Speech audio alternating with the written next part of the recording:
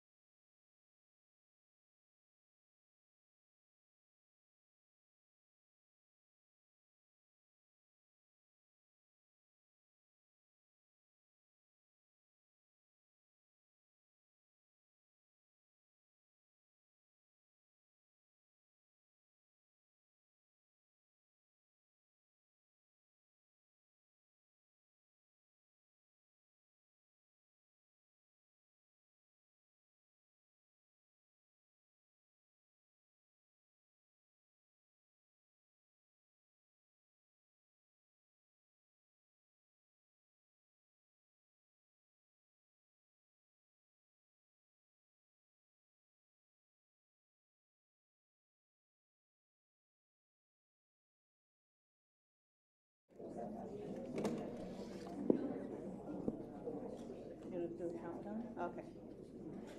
Good evening. Thank you, everybody, for being here tonight. We will now reconvene to open session. I would like to open by stating for public record that Dr. Chris Cruz Boone and Anthony Fuentes are attending tonight's board meeting via Zoom. I would also like to acknowledge our guests who are currently seated in the overflow area of the auditorium. We appreciate your patience and understanding as we recognize and celebrate our staff, students, and families.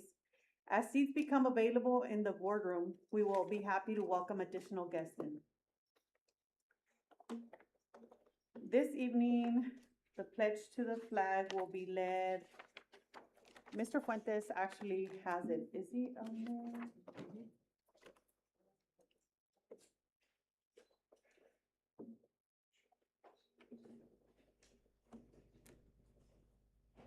Do you have to?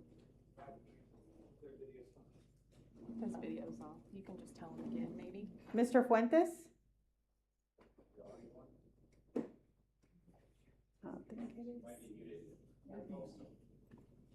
You can go ahead and do it. Okay, I will just do it for Mr. Fuentes. I would like to invite Miley Hawkins from Williams Elementary up to the podium to lead us in this evening's flag salute.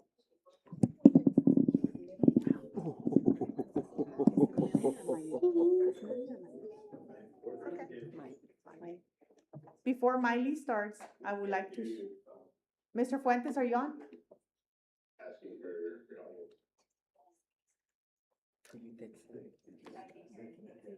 You can go ahead. He's off. Okay. Oh, he's saying he's good. Okay. Let's start again. I would like to invite Miley Hawkins from Williams Elementary up to the podium to lead us in this evening's flag salute. Before Miley starts, I would like to share some wonderful things her principal, Miss Owens, shared with me. Miley is a kind, considerate, and caring wildcat. She is enthusiastic about learning and loves to participate in classroom activities. You can always count on her for help, whether you are a student or a teacher. Miley is a friend to all. She is a whole vibe. She has great wildcat energy and comes ready to learn every day. Miley, can you please lead us in the Pledge of Allegiance? Get a microphone for you. There you go. Rick? Yes. Salute. I pledge allegiance to the flag of the United States of America and to the republic for which it stands, one nation, under God, indivisible, with liberty and justice for all. Take a picture. Take a picture. Okay.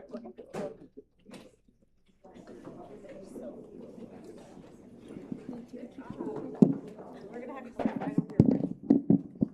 How are you? There we go. Big smile. Thank you.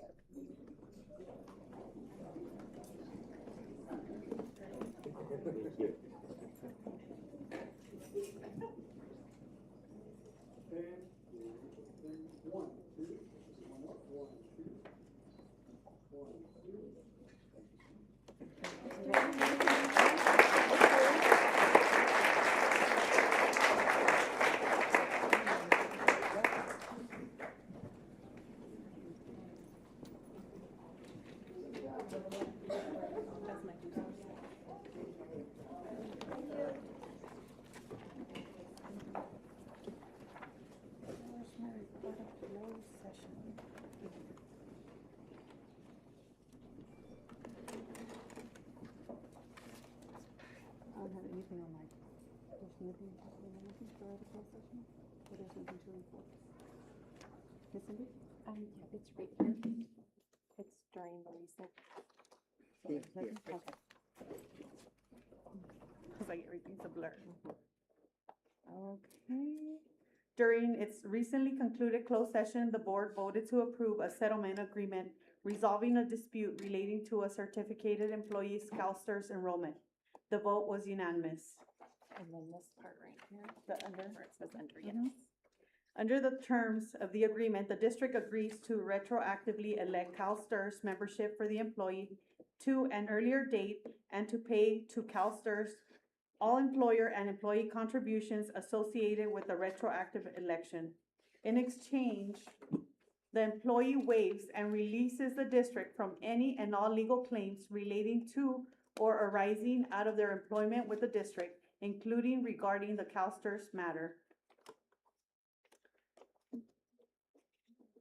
Moving on to, who will be doing this? Dr. Carlene or Mr. Havens? The recognition of Mr. Louis Neal and his outstanding years of service with BCSD youth.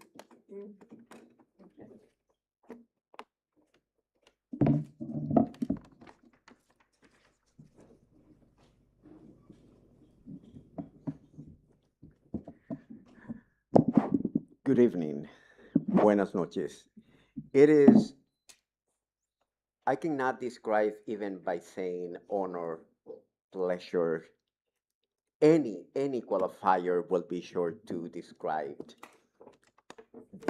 the feeling that I know most of us are feeling today about honoring Mr. Louis Neal for not just the 35 years in the Bakersfield City School District, for the work that he has done and the legacy that he's leaving behind as he is retiring from Bakersfield City School District. You will see later on why Bakersfield City School District is honoring him. It's not just years of service, it's the love. It's the engagement with the community. It's the love for students. And he brought to the district the National Youth Sport, NYSP. And that program, it is what it is today in the district because of Mr. Neal. The program and the people that have been touched by the quality of the program, it is because Mr. Neal. All the students who went through the program and have come back as mentors, as coaches, as volunteers, it is because Mr. Neal. All the accolades that you hear about the program at the local, at the state, and at the national level, it is because Mr. Neal. So, Mr. Neal, I have only worked with you for a year and a half. And I wish I could have had more time working with you and getting to know you better. However, this short time really told me the quality of professional, the quality of individual, the quality of man that you are. Everyone will remember you, and there is nothing else to say but thank you. Thank you so very much for all the life that you have touched, for all the love that you have provided. And whomever is coming behind, we will make sure that we honor that and that the NYSP will continue with the same love and work that you have done. And don't think that you will be just leaving. We will be calling on you. Okay, you may be retiring, but you are not leaving the district. You're part of it, and we will be asking you to join in committees and events because you still have a lot to give. However, I know it is time for you to enjoy family, to enjoy whatever you want to do because you have earned it. You deserve it. Thank you, Mr. Louis Neal.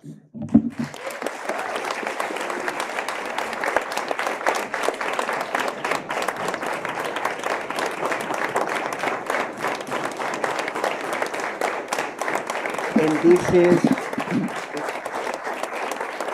on behalf of the entire Board of Education and on behalf of the entire district.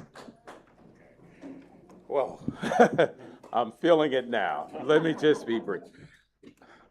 I love what I do. That's why it didn't feel like 35 years. I remember when I first started, I was in my 20s. People told me they've worked for 20 years. I'm like, God, that's ancient. They say 25.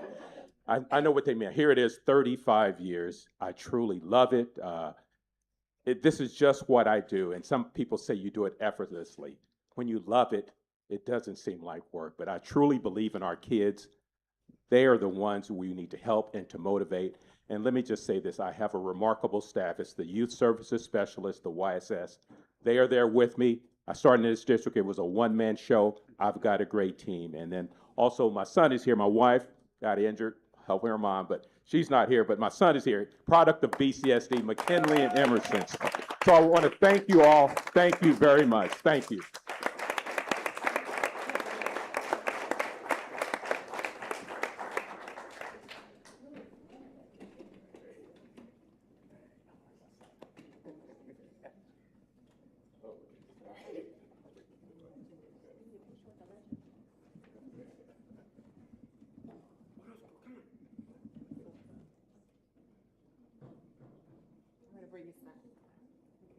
He was at McKinley with Mr. Roscoe. She was the VP. Okay. Oh, wow. I look like a McKinley student. Okay. Like a different zip code.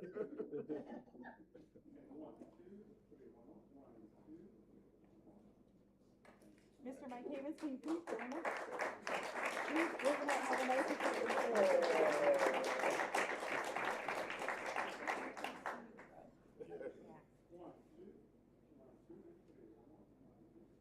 Why didn't we include Miss Ladder?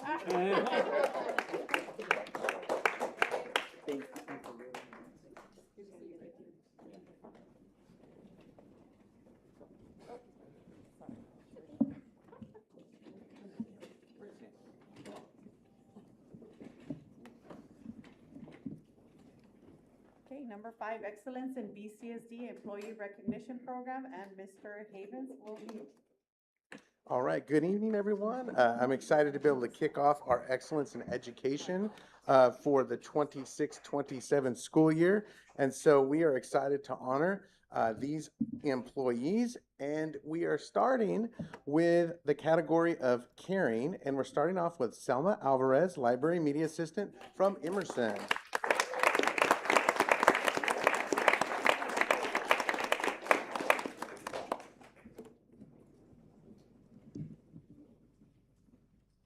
Next, in the same category of caring, we have Vanessa Camus, School Secretary at Thorner Elementary.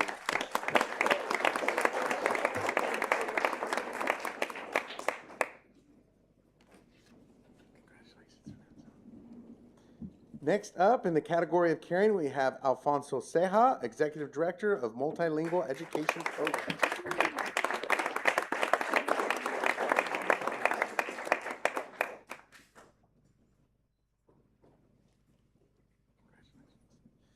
Continuing in the category of caring, we have Teresa Corrales, Cafeteria Playground Activity Leader from William Penn.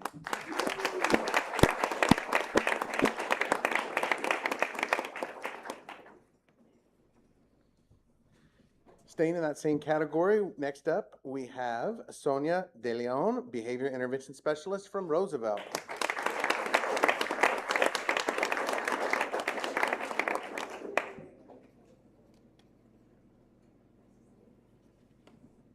Continuing in the category of caring, we have Kara Holmgren, Assistant Principal at Harris.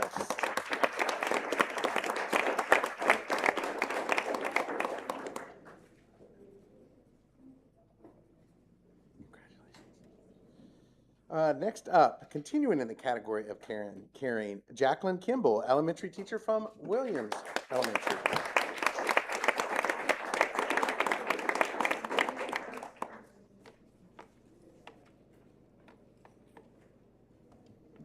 Still in the category of caring, we have Emily Kramers, Program Specialist of New Teacher Development.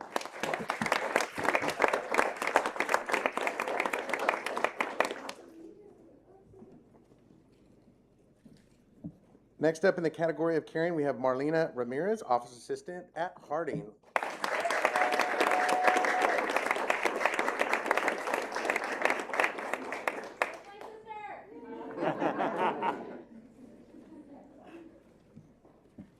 Also in the category of caring, we have Steve Robinson, principal at Stella Hills.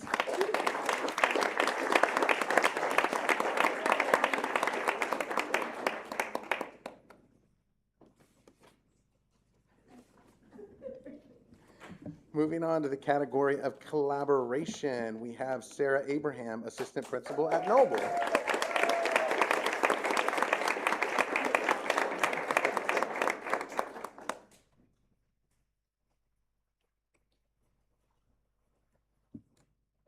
Next up, in the category of collaboration, we have Patricia Day, Family and Community Engagement Liaison from Evergreen.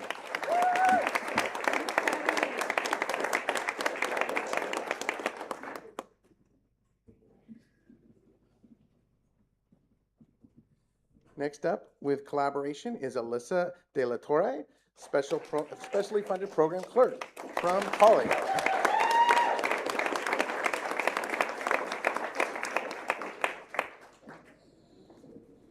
Next up, in collaboration, we have Darcy L. Golston, psychologist, special education.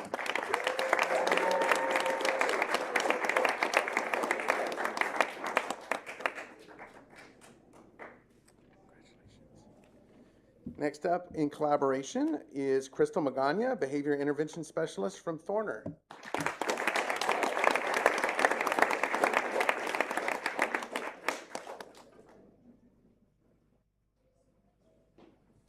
Continuing in the category of collaboration, we have Kimberly Perez, elementary teacher from Thorner.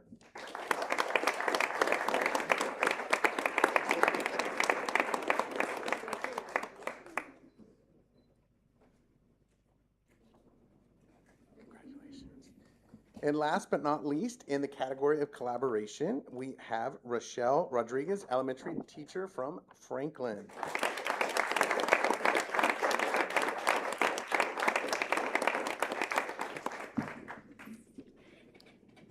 Congratulations.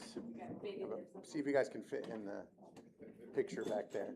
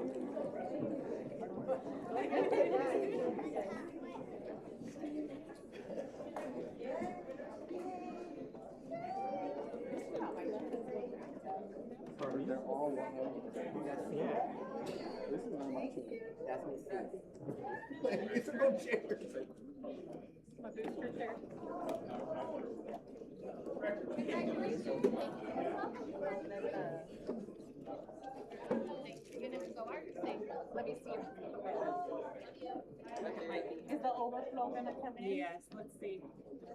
How many seats? You have this screen.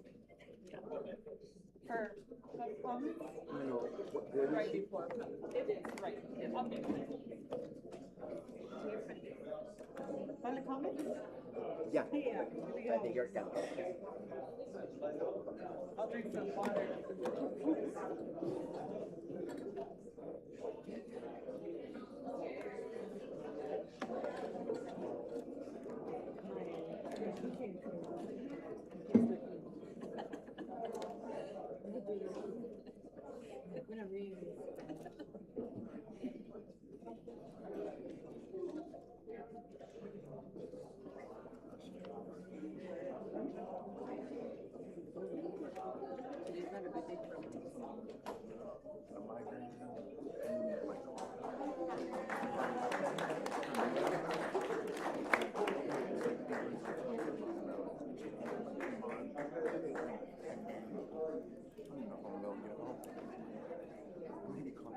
You want me to follow you? I think I'll see.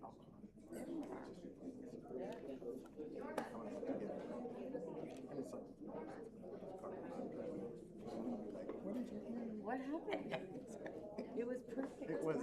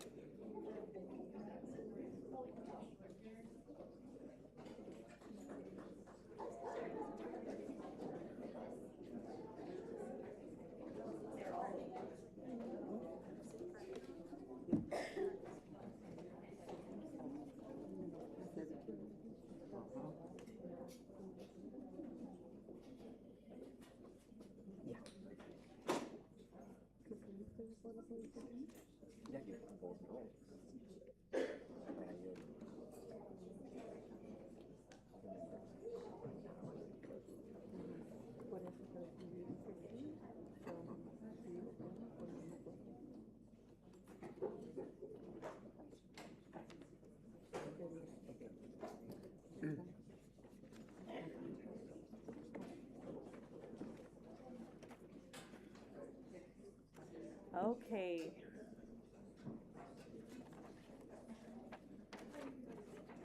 Moving on to number 6, public comments. Do we have any public comments? Yes. To our visitors, members of the public may request that items be placed on the agenda of any regular board meeting.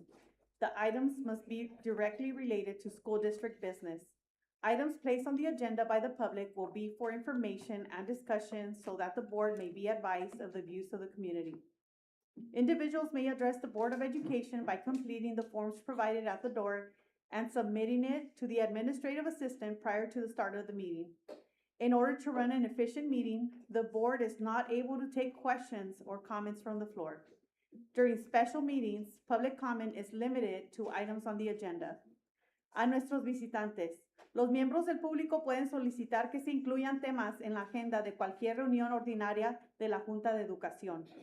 Los temas deben estar directamente relacionados con los asuntos del distrito escolar. Los temas colocados en la agenda por el público serán para información y discusión para que la Junta de Educación pueda conocer las opiniones de la comunidad.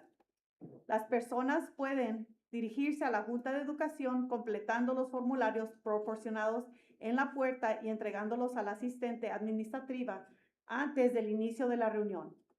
Para llevar a cabo una reunión eficiente, la Junta de Educación no puede responder preguntas ni comentarios de los asistentes. Durante las reuniones especiales, los comentarios del público se limitan a los temas de la agenda. Up first, we have Ms. Kathy Kosulos. I always butcher your name, and I am Everybody so does. sorry. Everybody does. I'm used to it. Superintendent, board members, district staff, parents, teachers. My name is Kathy Kozlowski, and I am I'm used to saying it, and I'm a second grade teacher at Franklin Elementary. I started in BCSD in September of 1987, and I was hired by Tom Tafoya, my current principal's father, 39 years ago, which makes this year my 40th year in BCSD.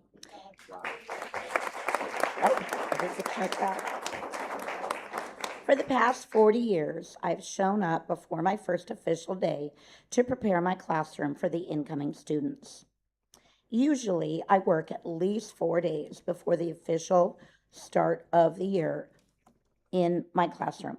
I have used my summers to take professional development classes at the Summer Institute.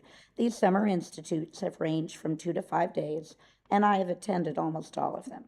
I stay late, come in on the weekends, work over breaks to prepare my classroom for parents, students, visitors, and administrators who are observing me. I hope that my work is appreciated. Sometimes, however, I feel like it's not. I have not earned a longevity bonus, although I am one of the 10 most senior certificated employees in the district. Administrators have a longevity bonus, but not teachers. We have been working for over a year without a contract. Next month, our paychecks are going to feel a big hit when the increase to our health benefits goes into effect. The cost to our health benefits went up, but because we haven't settled our contract, our paychecks are really going to feel that hit next month. Another thing that hurts teachers and district staff is having to choose between your job and your families. Last Thursday night, August 19th, was the elementary school's back to school nights. It was also Rosedale District's and, I believe, Kern High School District's back to school nights. Many of our students have older brothers and sisters in the Kern High School District. Many of our employees have children in both the Rosedale and the Kern High School District. As employees, they were required to be at our back to school night, but they would have liked to attend their child's back to school night. Isn't there any way that the head of the planning committees for each district could get together to plan these things so that families could attend both? Like, okay, Rosedale, you guys have Monday the 16th. BCSD, you guys get Tuesday the 17th. Kern High, you get Thursday the 19th. Panama Buena Vista, you guys get the 25th, or something like that. Many families have high school and elementary students, so their back to school nights should not be on the same nights. I would hope that the districts could think about their employees more and make better decisions with their planning. Please plan these days better and please settle our contract. Thank you.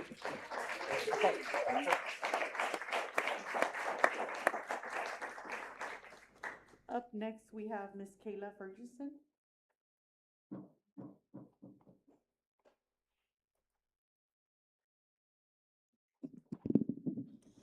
Hi, thank you guys always for making space for us to comment.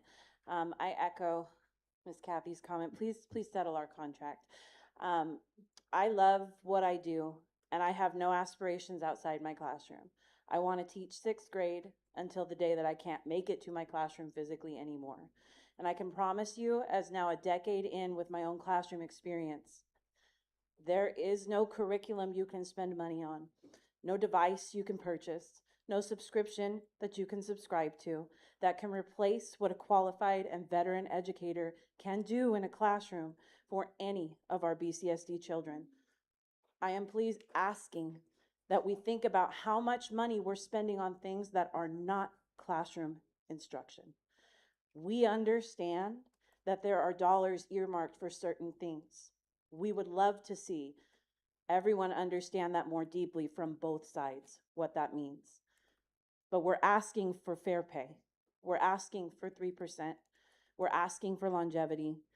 And you have so many educators in this room and this room that show up early, go home late, miss their own children's back to school nights every single year, come in sick because it's better for their kids if they don't write subplans, who work with curriculum and instruction, TLT teams with the district, new teacher development, serve on school site councils, serve as their grade level leadership. Hi, that's just me. But there's a lot of other ones of us too. We love what we do. We love our kids, and we deserve to feel it by having our contract settled fairly. Thank you.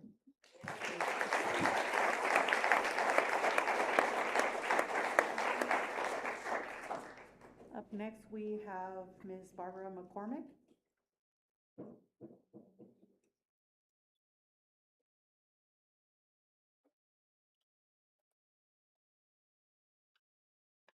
Good evening. Can you hear me? Yes. I'm going to have to use my notes. But good evening, Dr. Fort and board members. My name is Barbara McCormick, and I'm a first grade teacher at Mount Vernon Elementary School.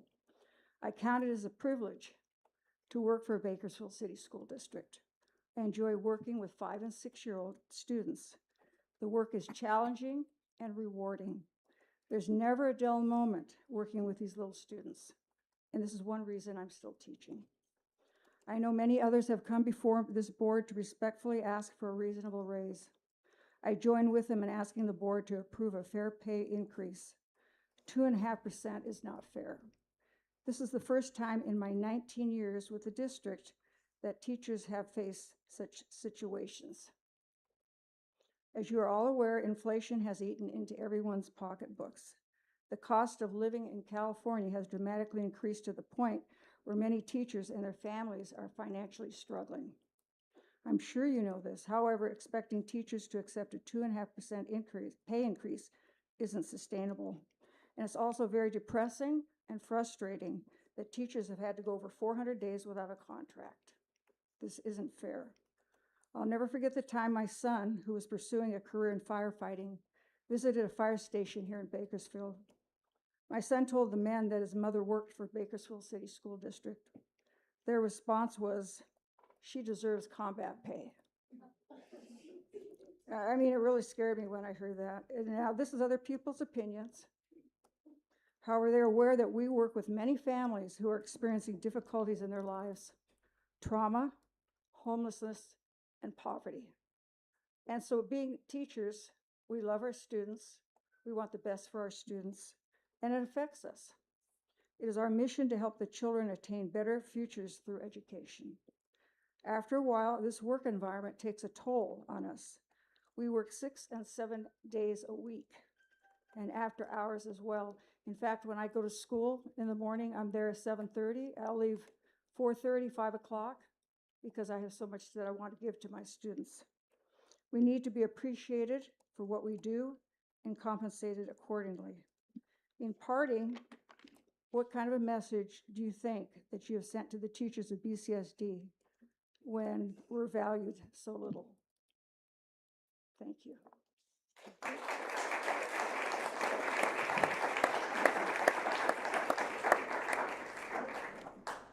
Up next, we have Mr. Brad Barnes.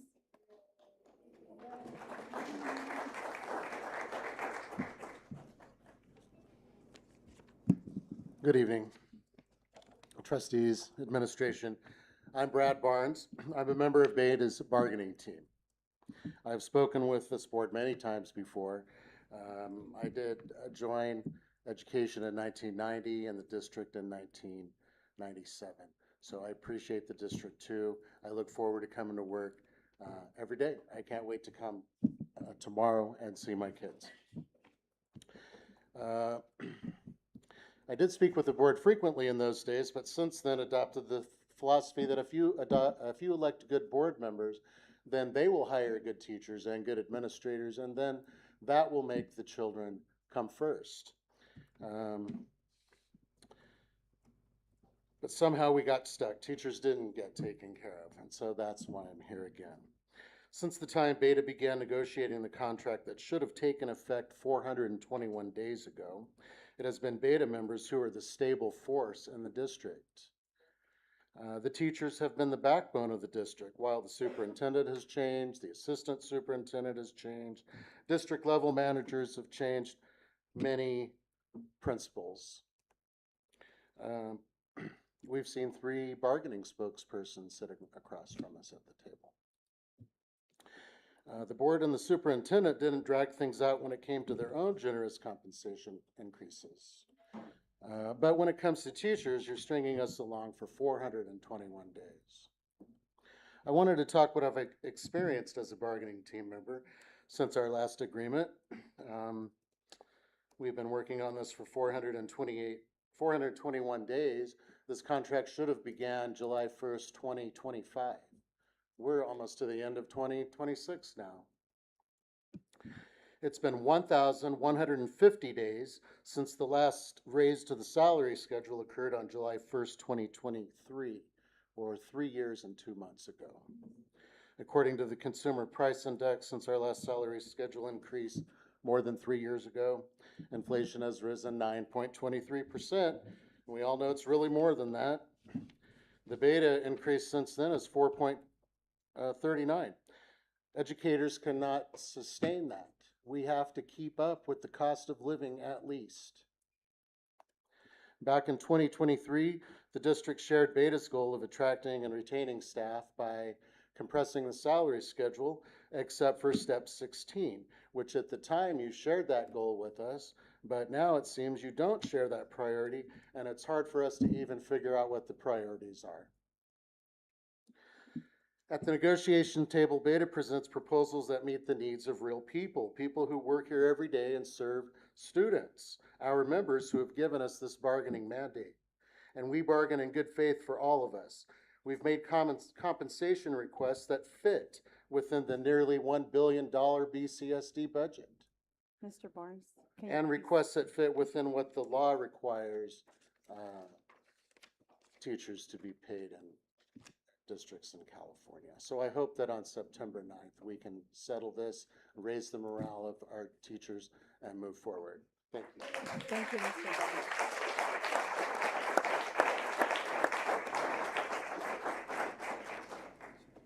Up next, we have Ms. Roberta Joseph. Yeah, I let him finish his comments. Oh. Ms. Roberta, oh.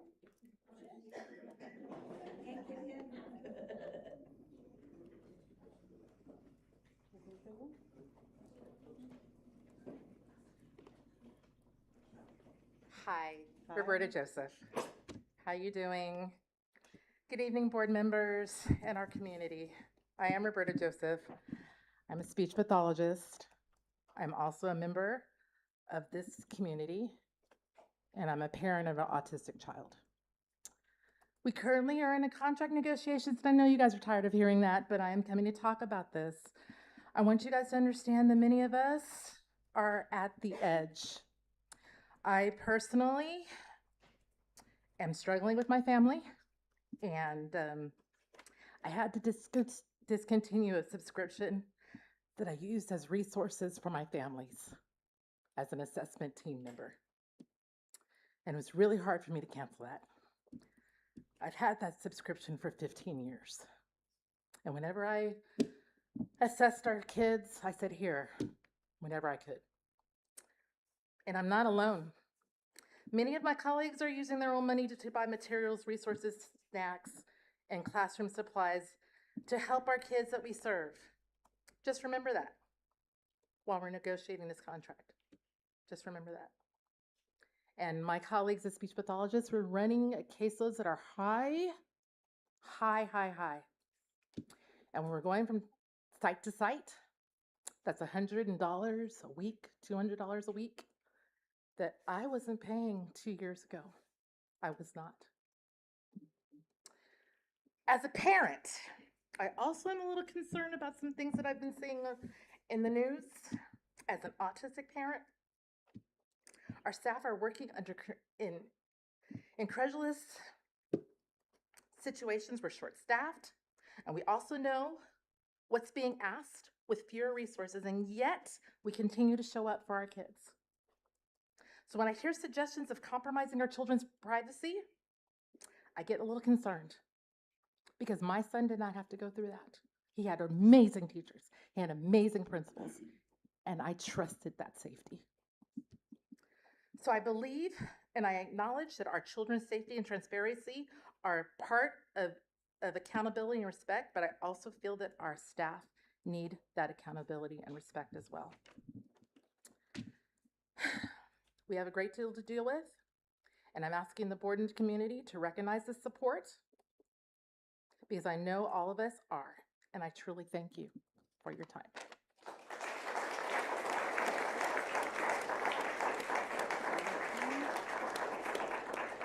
Up next, we have Miss Michelle Santoyo.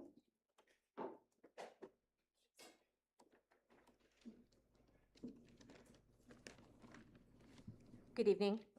My name is Michelle. I'm a resident of Area 1, a district alumni, a former parent, a current grandparent, and a long-term employee of the Bakersfield City School District. In my current position, I'm classified as a supervisory employee. We have over slightly 100 employees in this classification. During bargaining season, supervisory employees sit quietly and hope the best for the district and our associations.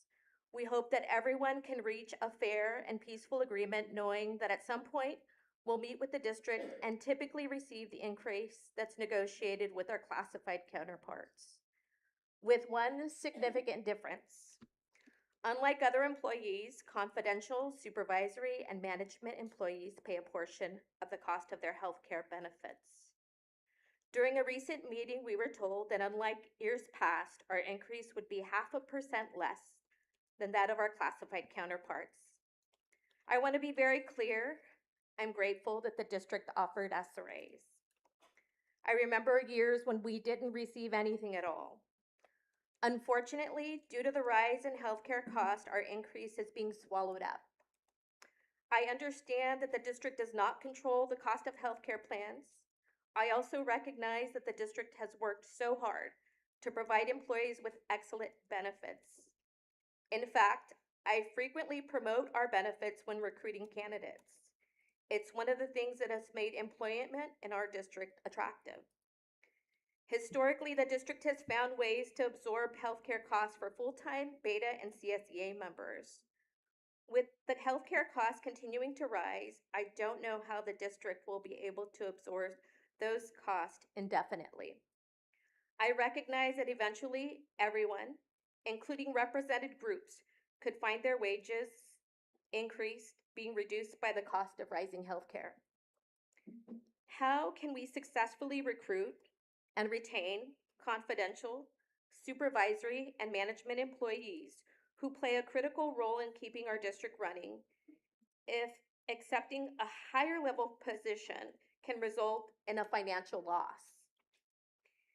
With the current cost of coverage, it's become a barrier to recruitment and retention, even for management employees. It's hard to sell.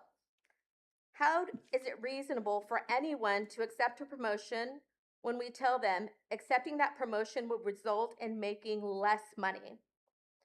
I am respectfully asking the board to consider the following. Can we study how other local districts structure and fund healthcare coverage for their management, confidential, and supervisory employees? Can we explore other healthcare plans and providers? Lastly, can we please explore creating a tiered contribution system based on the annual salary for the unrepresented groups? Ms. Santoyo, can you please bring your Yes. comments to a closure? We are all dedicated to this district. We work hard, we care deeply about our schools, our students, and the people that we serve. I respectfully ask we consider studying these issues and exploring all solutions before the rising cost of healthcare creates a greater challenge for all employees, represented and unrepresented alike, and we destroy our ability to keep all of our wonderful employees. Thank you for your time. Thank you, Ms. Santoyo.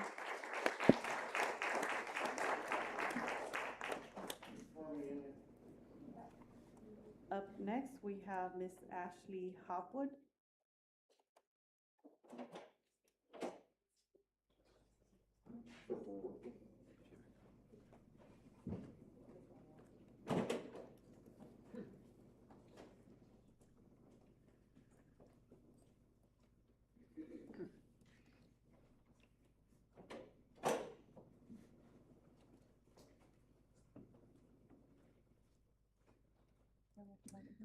Good evening, board members. I am here to discuss the camera situation again. Basically, like, we hear that you guys have said no, that is not going to happen without legal, legislation and all of that. Our main concern is right now is we've reached out to the district several times and only one of you guys have replied back on what you will be doing to better support our classrooms, to better staff them. I've already heard from several teachers and paraprofessionals this year that our classrooms are severely understaffed.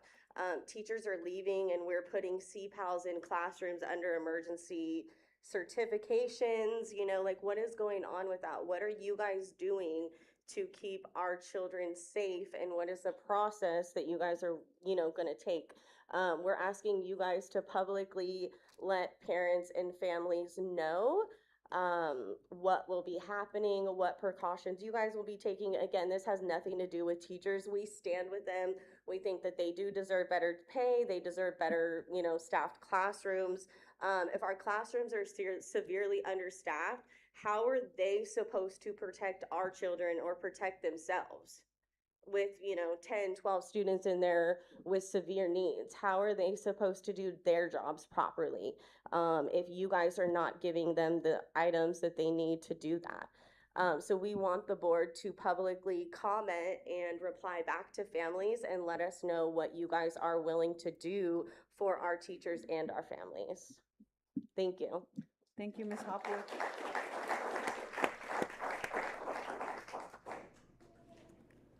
Up next, we have Miss Leanne Martinez.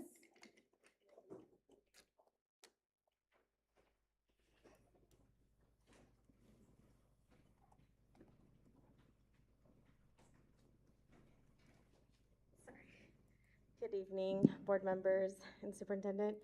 I'm here as well. I'm going to talk about two topics. First, let's start out with the cameras. I agree 100%. What Ashley Hopwood says, we do need to support our staff because without them, our kids wouldn't be able to thrive. They deserve a lot more support, a lot more whatever they're asking for, they deserve it. And at the same time, our kids deserve that as well. Cameras to me equals transparency and protection for everyone who's in that classroom. That is where that topic ends. And I do want to say on a happy note, my kids loved the summer program that you guys had this year, especially for the after school program. My son, my oldest, he went fishing and he absolutely loved it. It was a new experience for him. My daughter, she's in first grade now. She was able to interact and have new fun activities, meet new friends, and they look forward to that. So that's where I'll end. Thank you for your time. Thank you, Ms. Martinez. Up next, we have Ms. Kathy Westmoreland.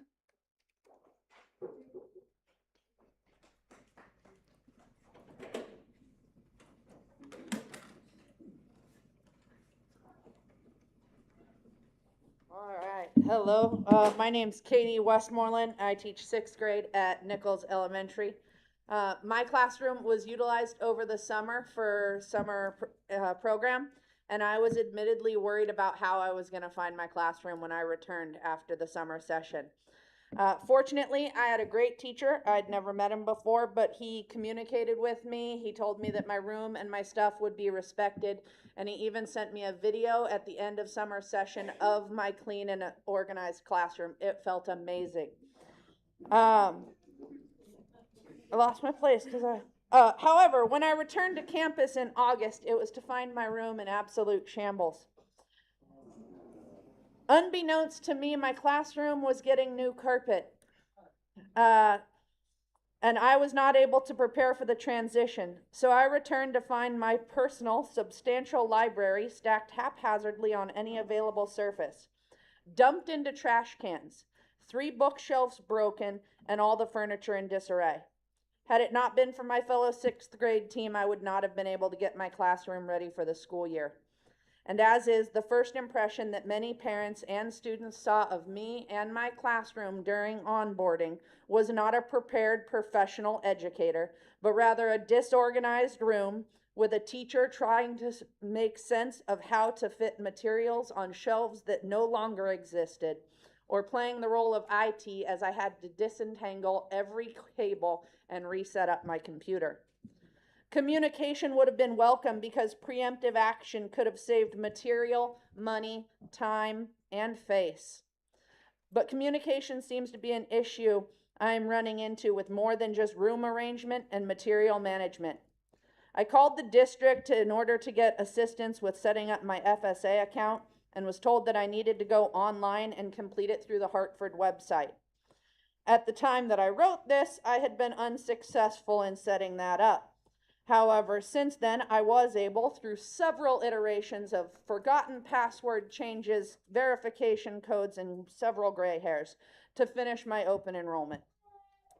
Prior to that frustrating success, however, I tried to call Hartford, but as an East Coast company, they're unavailable for calls after school hours. I also tried to find out about the money that we will be required to pay for our health insurance starting next month, because I wanted to know if that money was going to be taken out of our checks pre-tax or post-tax. Being transferred between payroll and health services, neither was able to provide me with an answer. In the past, we've had American Fidelity employees that we could meet with personally to discuss healthcare issues, supplemental insurance, disability, FSA accounts, 403Bs, and dependent verifications. That wonderful service eased the burden on teachers to navigate those waters. Ms. Westmoreland, can you please bring your comments to Yes. closure? I don't have the time or the expertise to add those jobs to the ever-growing list of responsibilities placed upon me as a teacher. And while I don't know if anything I shared tonight is anything that you have the ability to help with, I wanted to make you aware that poor communication, lack of assistance, unanswered questions regarding financial implications adds stress, worry, and work to teachers who already have heaping plates full of responsibilities. Thank you.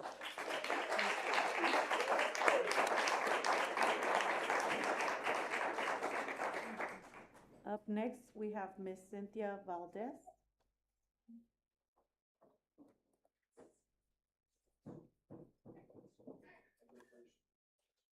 Is it Mr. Ricardo? Yes. Okay, we can switch since she's holding the baby. She asked. Mr. Ricardo del Hoyo.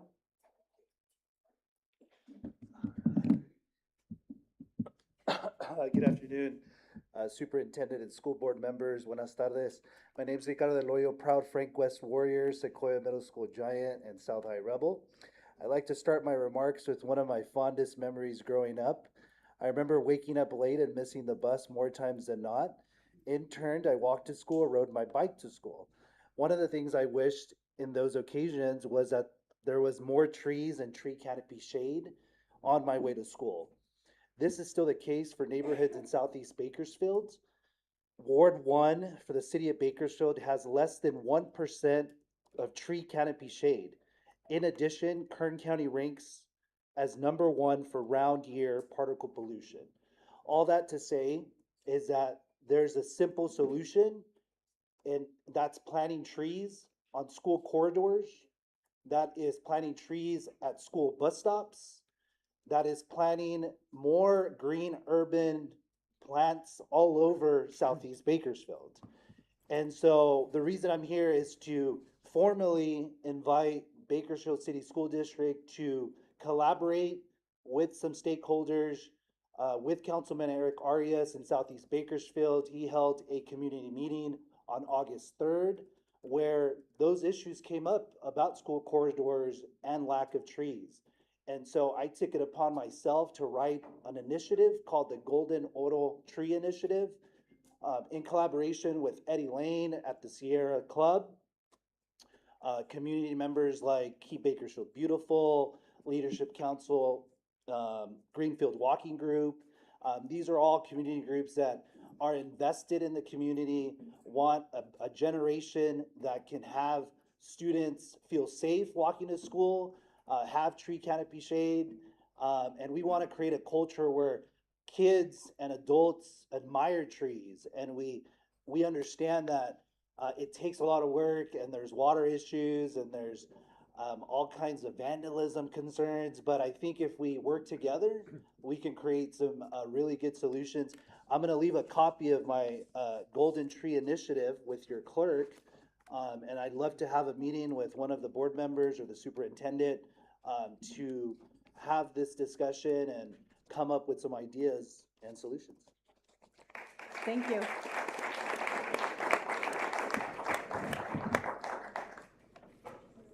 We'll now bring Ms. Cynthia Valdez.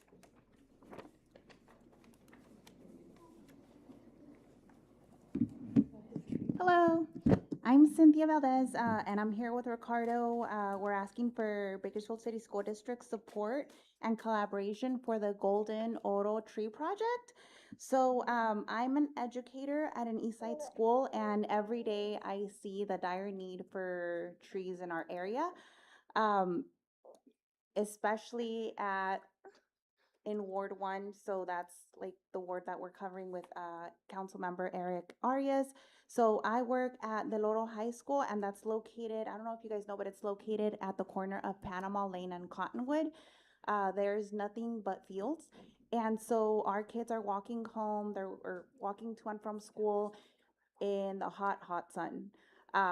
Which is why we're wanting to initiate the tree project in support with Bakersfield City School District. There's other schools within your area that cover the Southeast Bakersfield that are also in need. And so the purpose of our project is to bring shade, to bring education to our students. I mean, they can help grow the trees. That's one thing that we've talked about a little bit with the Loro High School, about making that collaboration and having the students be a part of growing these trees rather than just planting them. We want the students, the community, to be a part of it so that they take ownership in the trees, so that we can take care of the trees, and so that the trees will not just be vandalized and then die. So this is a huge effort, and he's agreeing with me. So this is a huge effort that we're wanting to take care of. We have multiple stakeholders that are wanting to collaborate. We also have private stakeholders who are also willing to help out with the project. So we would love to get together and just brainstorm a little bit more so that we can see what we can do to get more shade for our students in Southeast Bakersfield, like I said, especially near the schools, near the bus stops, for our students there. Thank you. Thank you, Ms. Valdez. Up next, we have Miss Teresa Olivares.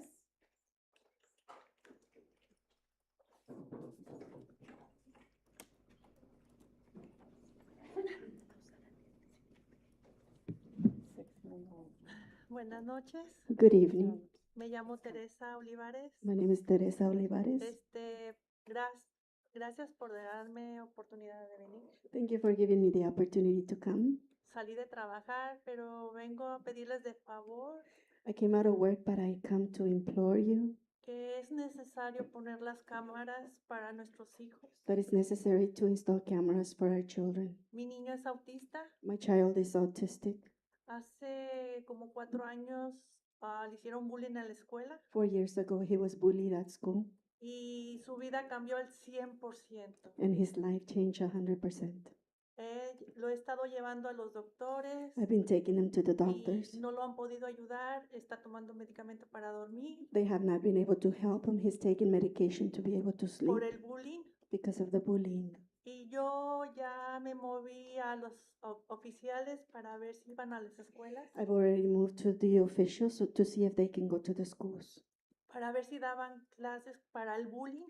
so they can teach some classes on bullying. Y me dijeron que fuera a la escuela. Fui a la sierra They told me to go to the school. I went to Sierra, y me dijeron que ellos no podían hacer nada, que hablara con el distrito escolar. and they told me they could not do anything to speak to the school district. Y mi hija hace años, ahorita tiene 31 años, también pasó de bullying. And my daughter, years ago, she's now 31, she also went through bullying. Y yo quisiera que por favor, de todo corazón, les pido de favor, And I implore with all my heart, I beg you. mi hijo tiene mucha ansiedad. My son has a lot of anxiety. Estuvo en un programa después de clases He y was ahí in an también af- me lo golpearon. He was in an after-school program, and there he was also beaten. Y hace poco lo tuve que sacar de un programa porque también me lo golpearon, le pusieron una caja de cartón en la cabeza. A while ago, I had to take him out of a program because Yeah. they beat him and they put a cardboard box on his head. Y, con un tenedor de plástico le estaban golpeando y And a they mí were no me hitting dijeron him. nada. They were hitting him with a plastic fork, and I was not told anything. Y entonces cuando yo fui a recoger a mi hijo, So when I picked up my son, me lloró bien fuerte y le dije, ¿qué te pasó, papi? Dice, mami, dice, me volvieron a golpear, dice, me hacen bullying. he cried loudly, and I asked what's happened, and he said, "Mom, they hit me again. They're bullying me." Y yo, la verdad, me duele porque nadie necesitamos hacer bullying a otra gente. And it really hurts me because nobody needs to be bullying anyone. Y la verdad, uno de padre también tenemos que decirles a nuestros hijos o no hacer comentarios de hacer el bullying a los demás. And as parents, we have to tell our children and talk to them about not bullying others.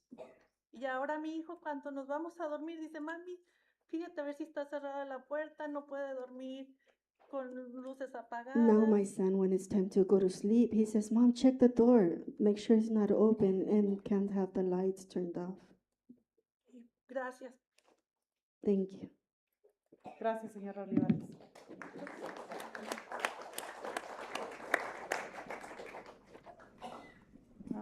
Up next, we have Mr. Manuel Carrizales.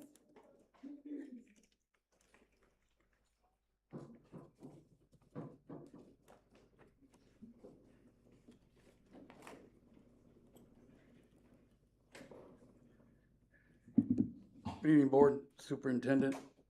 Appreciate your time. I'm sure you know why I'm here. You know, I was listening to three educators speak right now as I was sitting there, hearing them laugh and hearing one of them say, I was your student, you were my teachers. Now she's a teacher. My point is that BC students will always be BCD students. And we had one go home Friday. He was gunned down. Levi Brown. He was in my program, Reach for Greatness. He was coming to my program. As you know, Mr. Neal retired. Well, we started together 35 years ago when I started speaking here at BCSD. Jean Fuller had called me. The reason why she called me, because of that situation right there. There was kids being bullied. She said, Manu, can you come and do a school assembly for the kids? And I started at Ramon Garza with Helen Provençal. Mr. DeLeon was there back in '92. So my point is that I was here almost a year ago, and I met with Superintendent Aguilera. We talked in his office, and I never heard an outcome of what we talked about with the mentoring program and what we wanted to do. Our whole focus is very clear: to curb the violence, to reach young people, to keep them on track, to encourage them, and deter them from the gangs and drugs. And as you know, all the media was at my office Friday. Schools were calling me, high schools, principals, because of the shooting. And one of the questions is, Manuel, is gang activity up and roaring? It is. And so that's why we do our extending as far as reaching into the neighborhoods. And that's the strength of what we do. But the schools, when we go to do school assemblies or the mentoring, it gives us a pulse of what we're dealing with in the schools to take home, to take to the streets, and to curb the bullying from all walks of life. And so all I'm saying, I just wanted to come back again. And I had told you that I was tired of burying BCD students. And again, I'm doing another funeral. And I told you guys before, and I asked you guys of working together to curb the gang violence, because that was just one person that flipped Kern County upside down. How many more students are we going to see?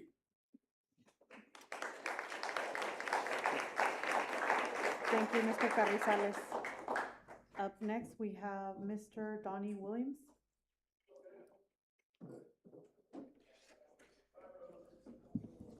Good evening, Superintendent Fort, fellow board members, and staff. It's been a long time since I've been at this podium. We used to speak from there. I worked for the city schools for 26 years. I was educated in the city schools. Horace Mann, Compton, East Bakersfield High School. I started out subbing for Bakersfield City School District in the grounds department. I was hired in 1987. I left in 2013 for a professional gain. I'm now currently a LIUNA employee, Laborers International Union of North America. I was a business agent for them until 2016 when I went back to work back out into the field. I negotiated with CSEA, I negotiated with the district as a LIUNA staff member. Me and Mike Eggert, board member Eggert, we probably wrote 3/4 of the CSEA contract over the 20 years we sat in the boardroom. You see the sea of red? We had a sea of blue in here. But that's not why I'm here.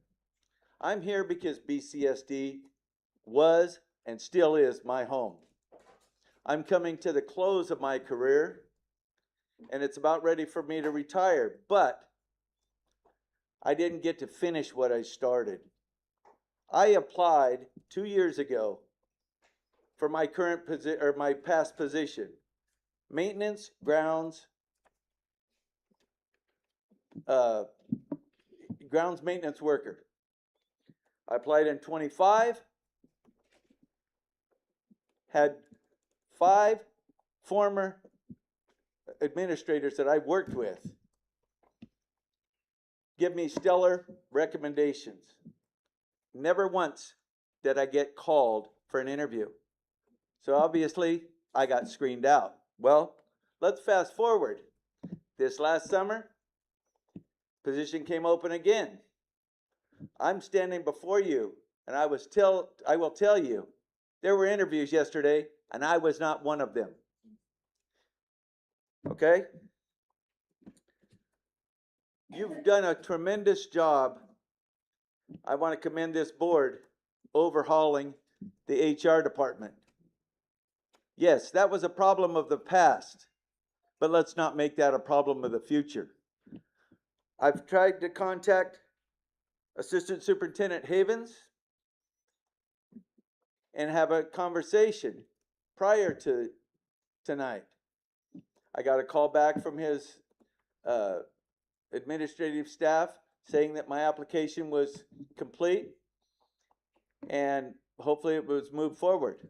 Well,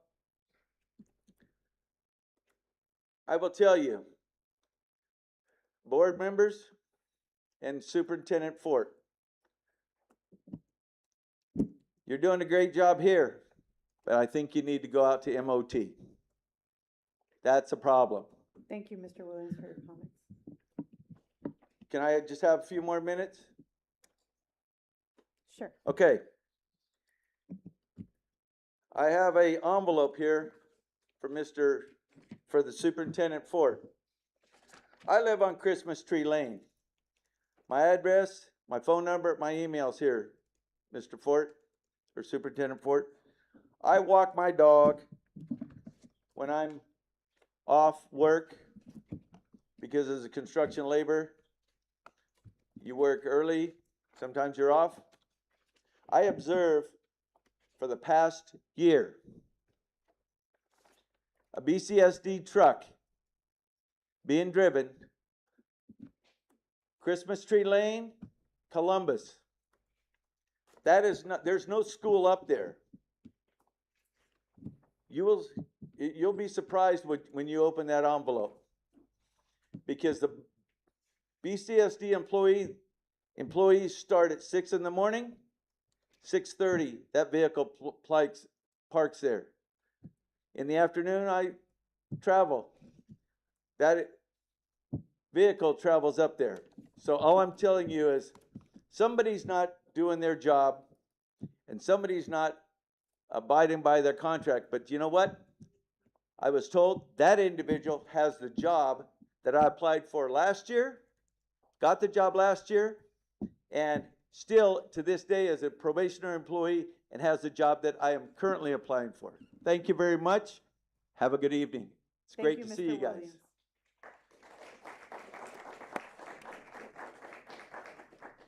Up next, we have Miss Pam Bauer. Do you need help?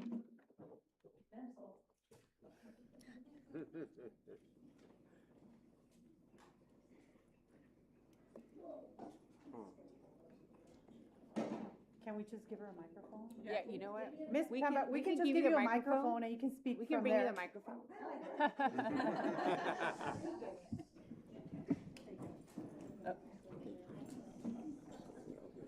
Gracias, Martín. Thank you. It's easier than the whole monster thing. I wanted to speak primarily about losing one of the greatest assets in this district, and that's Lewis Neal. In the 90s, I was on the African American Male Task Force that led to the creation of his position. And for about the first 10 years, as anybody knows me, I have to think twice, is he Lewis Neal or Neal Lewis? But he has done such a fabulous job for the children of this district. I mean, you talk about a hole to fill to find somebody who can wear his shoes. It's going to be difficult. But that man has done more for the children of our district than almost any single individual. Always there, always positive. Seeing that girls got involved too, not just boys. And there's not enough good I can say about him. And like I said, I'm crying for our district, but I am thrilled for him because he will enjoy retirement. And Lewis, if you're here or not, sit at the consultant's contract so that when you come to district, they can pay the bill. Don't volunteer any more time. And I understand in about a year, I'm going to be saying something similar about Mike Stone because he, like Lewis, but differently, obviously, has done a wonderful, wonderful job with the Fine Arts Department of Bakersfield City School District. I was upset for Chipman when he got his promotion, but I was happy for the district. Those two men have done so much supporting children and also supporting teachers and other staff workers to work with kids with problems. So we cannot thank them enough, not at all. And then I also want to say trees, I support 100%.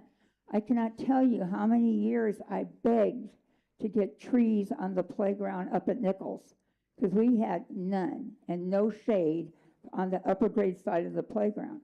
The only place the kids could get shade is where they weren't supposed to be, like on the back sides of buildings and things. So anything you can do to improve the number of trees on our school campuses will be nothing but a positive for our students. And then finally, I'm just going to make a suggestion that you add to your agenda as item 3 after you take roll call to adopt your agendas with flexibility. Because there have been several occasions in the last few meetings where it sort of got jumped around or there was a motion to move an agenda item to later. And you can avoid all that by just adopting your agenda with flexibility to start with. Like I say, right after roll call before you go to close. Thank you for the time. And I understand we had a great opening of the school year, so that's good. Thank you, Ms. Bauer. Thank you.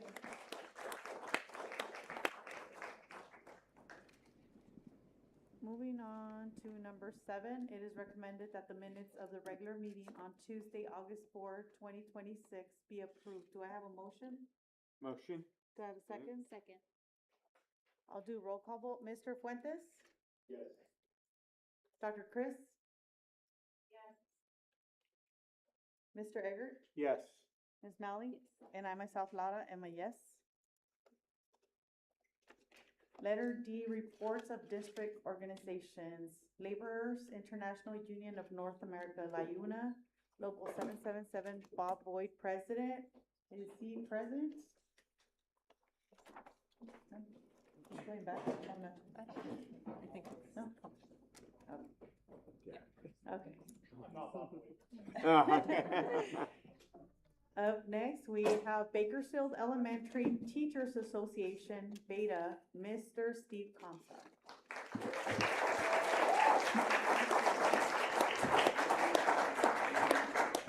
You're clapping now. Please forgive me. This is going to be a long one. Good evening, everybody. Before I really get started, I wanted to say what Michelle Santoya was saying. I think that this district needs a reason for people to want to come work here. I know we have some good reasons. We have a lot of opportunity, but as someone said, it's also a scary place for a lot of people. It's not always the first choice. Giving people a reason to want to come here as a first choice would be make everybody's healthcare paid for, period. We have it for the superintendent, we bargained it for the others. It's time you do it for the supervisory and the management employees as well. All right, that was off the cuff. The rest of this is written, and it's really long. So, good evening. My name is Steve Comstock, president of the Bakersfield Elementary Teachers Association, representing about 1,800 credentialed employees in the Bakersfield City School District. I'll start out by saying something positive. On August 5th, Beta participated in BCSD's annual new teacher orientation. We had the opportunity to welcome approximately 80 new credentialed employees and provide them with lunch. It's always one of the most positive events of the year. You have a room full of excited educators that want to begin their careers with BCSD, and they're ready to serve their students. And we know the hiring isn't finished. With all the movement through the district, we will easily pass 100 new credential employees. We always do. But we also need to acknowledge why we continue hiring so many people. Veteran educators are retiring. Others are leaving BCSD.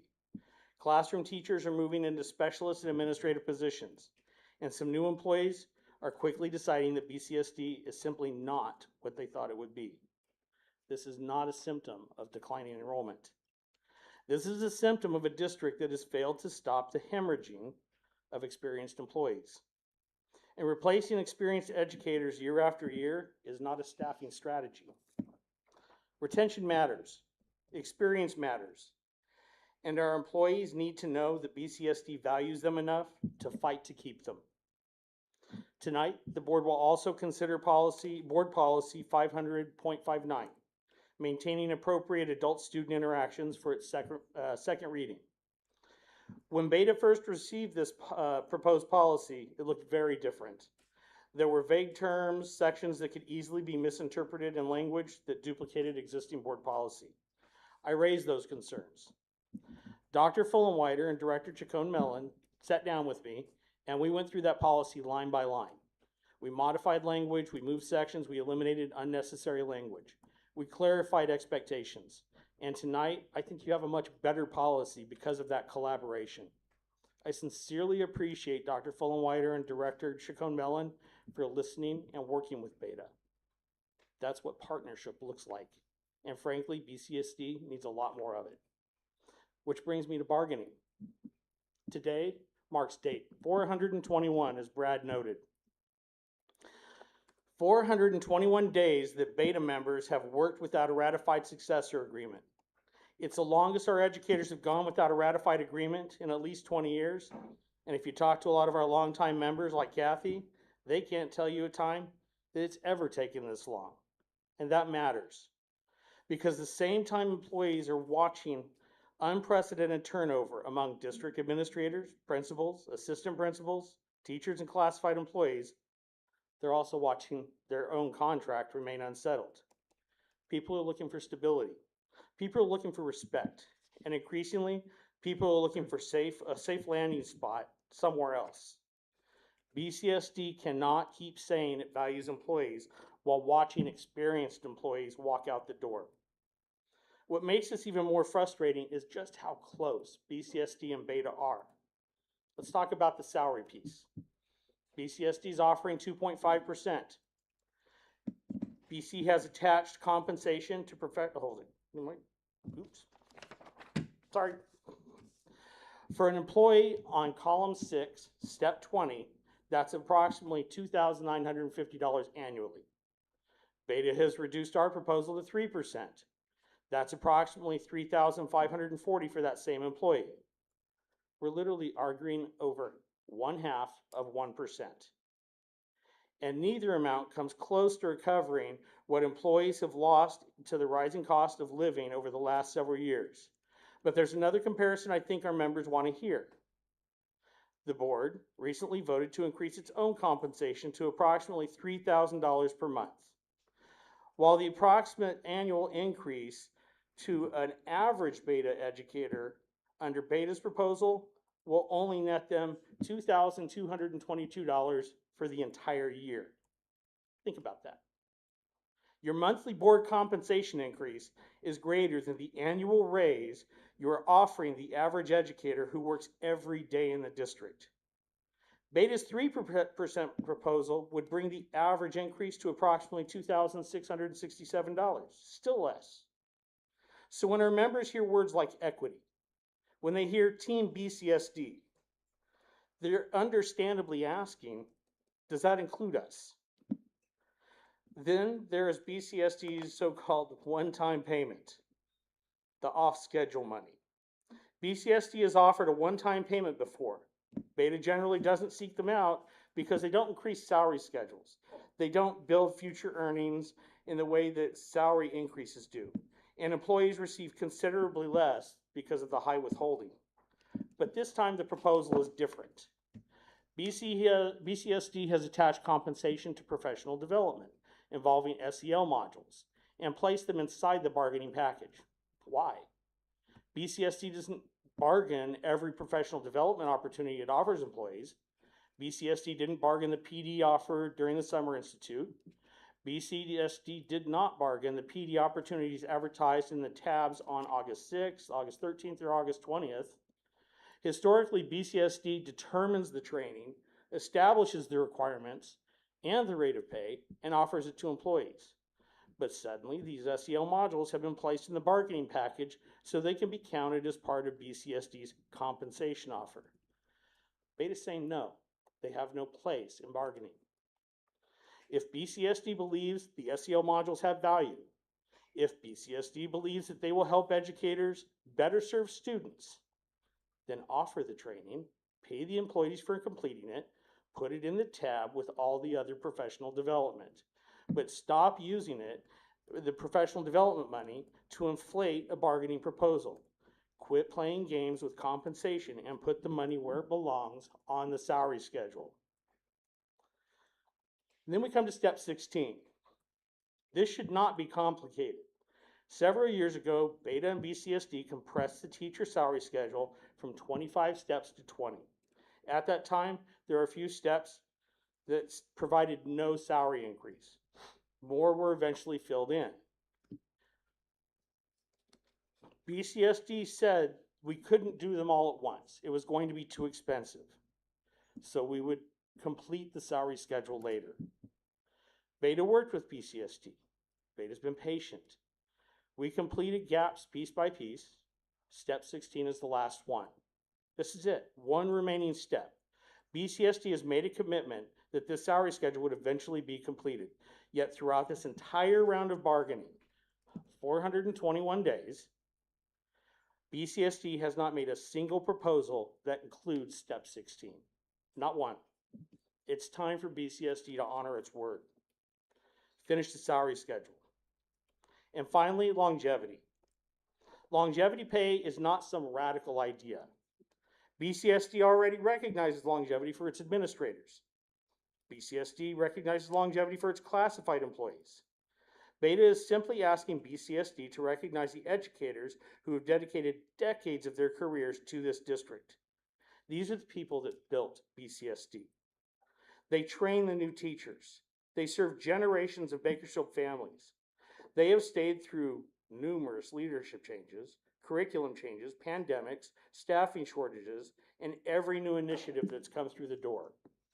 If longevity is worthy of recognition for administrators and classified employees, then it's worthy of recognition for our educators too. Our veteran educators should not leave BCSD to feel valued. They should not have to retire early to feel respected. We should be fighting to keep them here. Beta and BCSD return to the bargaining table on September 9th. There is only one article standing between us and a successor agreement, Article 14, Compensation and Benefits. The differences are not enormous. BCSD knows what it would take to settle this contract. Beta's moved, Beta's reduced its proposal, Beta has worked towards a settlement, but BCSD has not made a single proposal containing step 16, and that must change on September 9th. And throughout bargaining, we have repeatedly heard the district bargaining team say it needs to check with the board before it can move. So board members, if that is truly the obstacle, then give the team the authority necessary to settle. And if necessary, send one or two board representatives to the September 9th session. See it firsthand, hear the conversation, and bring this to an end. Because the clock is ticking. If we fail to reach an agreement, educators will soon face health insurance costs exceeding $300 per month. For some earning an administrative salary, that may not seem significant. But for the classroom teacher trying to pay a mortgage, it's significant. For the young educator paying rent and student loans, for the employee supporting a family while groceries, utilities, insurance, and everything else continues to go up, $300 is a terrifying amount that will come out every single month, like clockwork. There are a lot of beta members in this room tonight. They're here for a reason. They're tired of waiting. They're tired of watching experienced colleagues leave. They're tired of hearing how valued they are while waiting 421 days for a contract. They're tired of hearing Team BCSD while being treated like the last part of the team to be considered. Our members teach the students of this district. They counsel them, they assess them, they protect them, they inspire them. They show up every single day and make BCSD work. They deserve a contract. They deserve a complete salary schedule.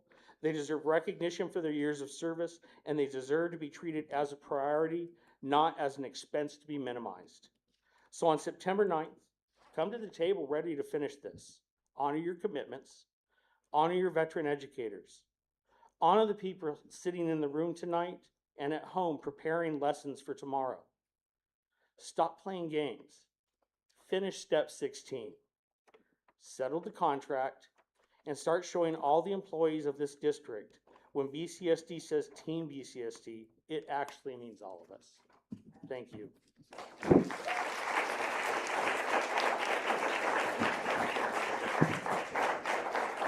And if possible, Dr. Aguirre report, if I could ask my beta members that came to see you guys tonight, they have to be ready for stuff tomorrow. If they could please be allowed to get up and come on out and exit.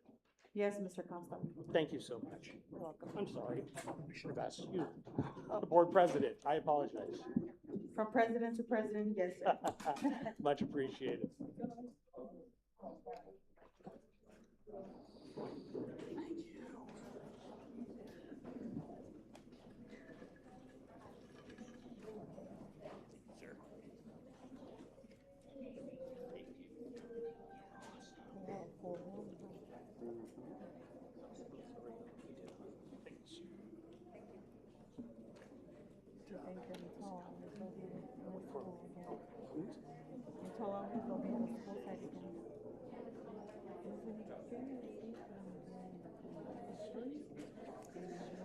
Wait, you better not leave him out right.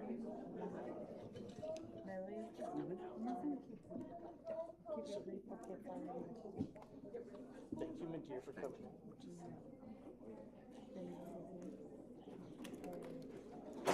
Hey, buddy. Thank you for coming out. Awesome. Thanks for coming out.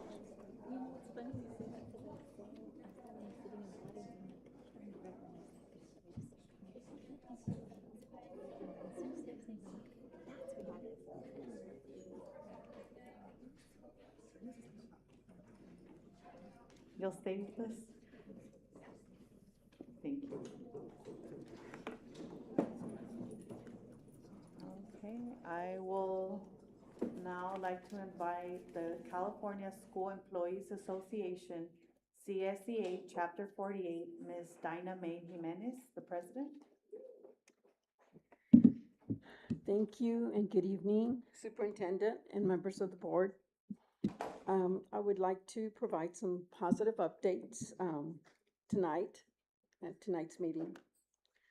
First, the membership has ratified and approved both memorandums of understanding, MOUs, regarding the new mobile health unit driver custodian job description and the special education special education aid to contracting out services. Voting was concluded on Friday, August 21st, 2026. Additionally, our initial negotiations proposal is on tonight's agenda for consideration and vote. We look forward to commencing negotiations promptly with the primary objective of securing district coverage for the full 12.56% increase in health and welfare benefits. Like the teachers, I won't do the dates thing, but we are seeking the same. With the start of the new school year, we experienced an increase in member concerns. We are actively collaborating with Mike Havens and Jocelyn Ventura in Human Resources to resolve these matters constructively. However, we remain concerned about ongoing management and, we're concerned about ongoing management and working condition issues within the Transportation and Nutrition Services Department.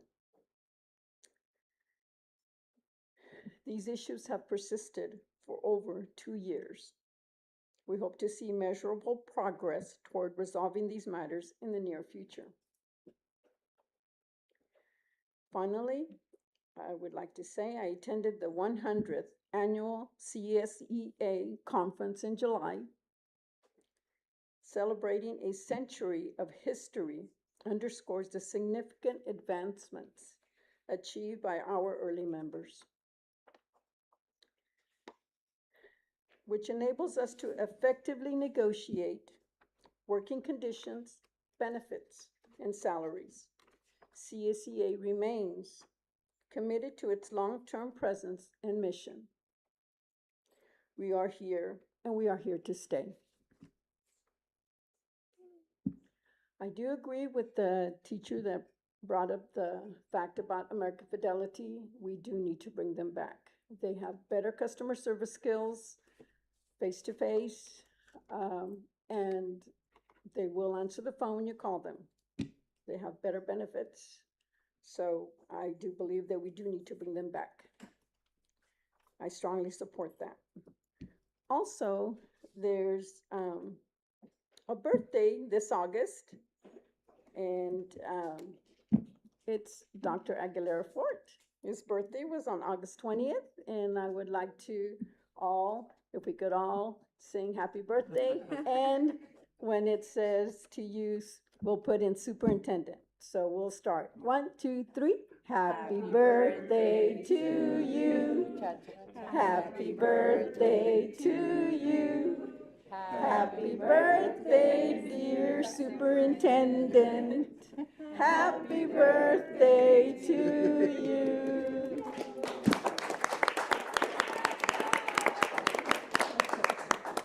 Thank you. Thank you.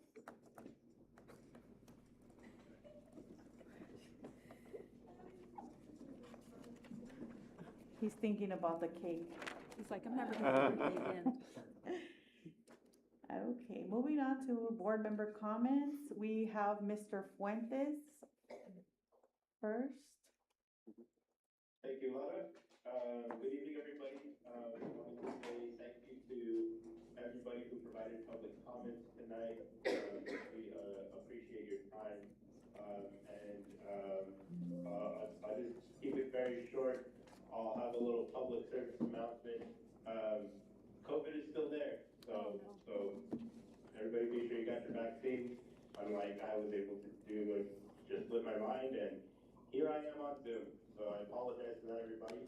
Looking forward to being back in it, and again, thank you all for your time this evening. Thank you, Mr. Fuentes. Up next, we have Dr. Chris Cruz-Boone. I'll provide district staff with a written report of my activities for the month and my band book recommendation for the month, but I did want to use my board comments to talk about kind of what I'm feeling with bargaining. 421 days is a long time. And so, first and foremost, thank you to the teachers who spent their mornings and days with our tiny humans and then did a second shift at our meeting tonight. We appreciate hearing from you. I think there are three things, and I don't want to say anything that's going to interfere with the bargaining process and the people at the table, so I'm not going to speak to the specific articles that have been proposed, but I do want to talk about three issues that have been brought up in the community to me as a board member and my take on that, because I think it's important to be public about the conversation. The first thing that I've heard the most is that we as a district do not provide a fair living wage to our teachers. In fact, those three words, fair living wage, are a direct quote from Mr. Comstock in his response to the current proposal. So if we're not providing a fair living wage, that means that we're providing poverty wages to our teachers. So the salary scale for our teachers is $65,000, well, $6,499 for a starting teacher. And they cap out at $120 as a base salary. So $65,000 to $120 is not poverty wages, and it's especially not poverty wages in Bakersfield, California. Now, that doesn't mean that I don't think our teachers should be advocating for more. Absolutely, they should. We have some of the most remarkable educators in the world in our district, and I believe the role of a union, especially a teachers union, is to ask for as much as they can in benefits, in salary, in excellent learning conditions for their students. And I don't want to take away their right to do that. I think they absolutely should. But I think that we should avoid sensationalizing and using phrases like poverty wages for the fair wages that our teachers currently earn. The second thing I want to talk about is the other piece of compensation, because half of compensation is definitely salary and your take-home pay, and the second part is benefits. And I want to echo what Ms. Santoya said, which is, I wish the Bakersfield City School District controlled the cost of health benefits. We absolutely do not. And there seems to be a misconception in the public that we are trying to charge more for benefits for the benefit of the district. I'm not sure, but this is actually public agencies and public schools, not just in our county, but throughout the state of California, are facing the same budget constraints that we are with health benefits. And I believe personally that investing in health benefits is an investment in our members that is worth making. But I also understand that it's an expensive investment worth making. And every employee group that we can factor into that, we chip away from the other things that we can invest in. And all of our people are worth investing in. I also wanted to mention, I think this is a great place to work. Teachers who come here, stay here. And I know at least 2 different teachers that did their training here in our district and weren't able to come back this year because there weren't vacancies for new teachers. So people want to come here, and they should want to come here. Bakersfield City School District is a great place. We have brilliant students.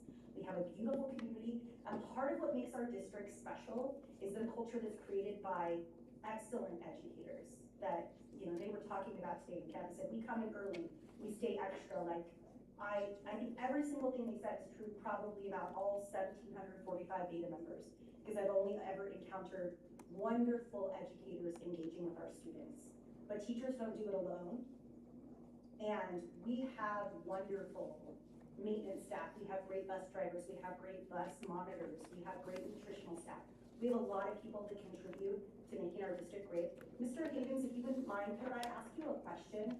Right now, how many vacancies are there for paraprofessionals in Bakersfield City School District?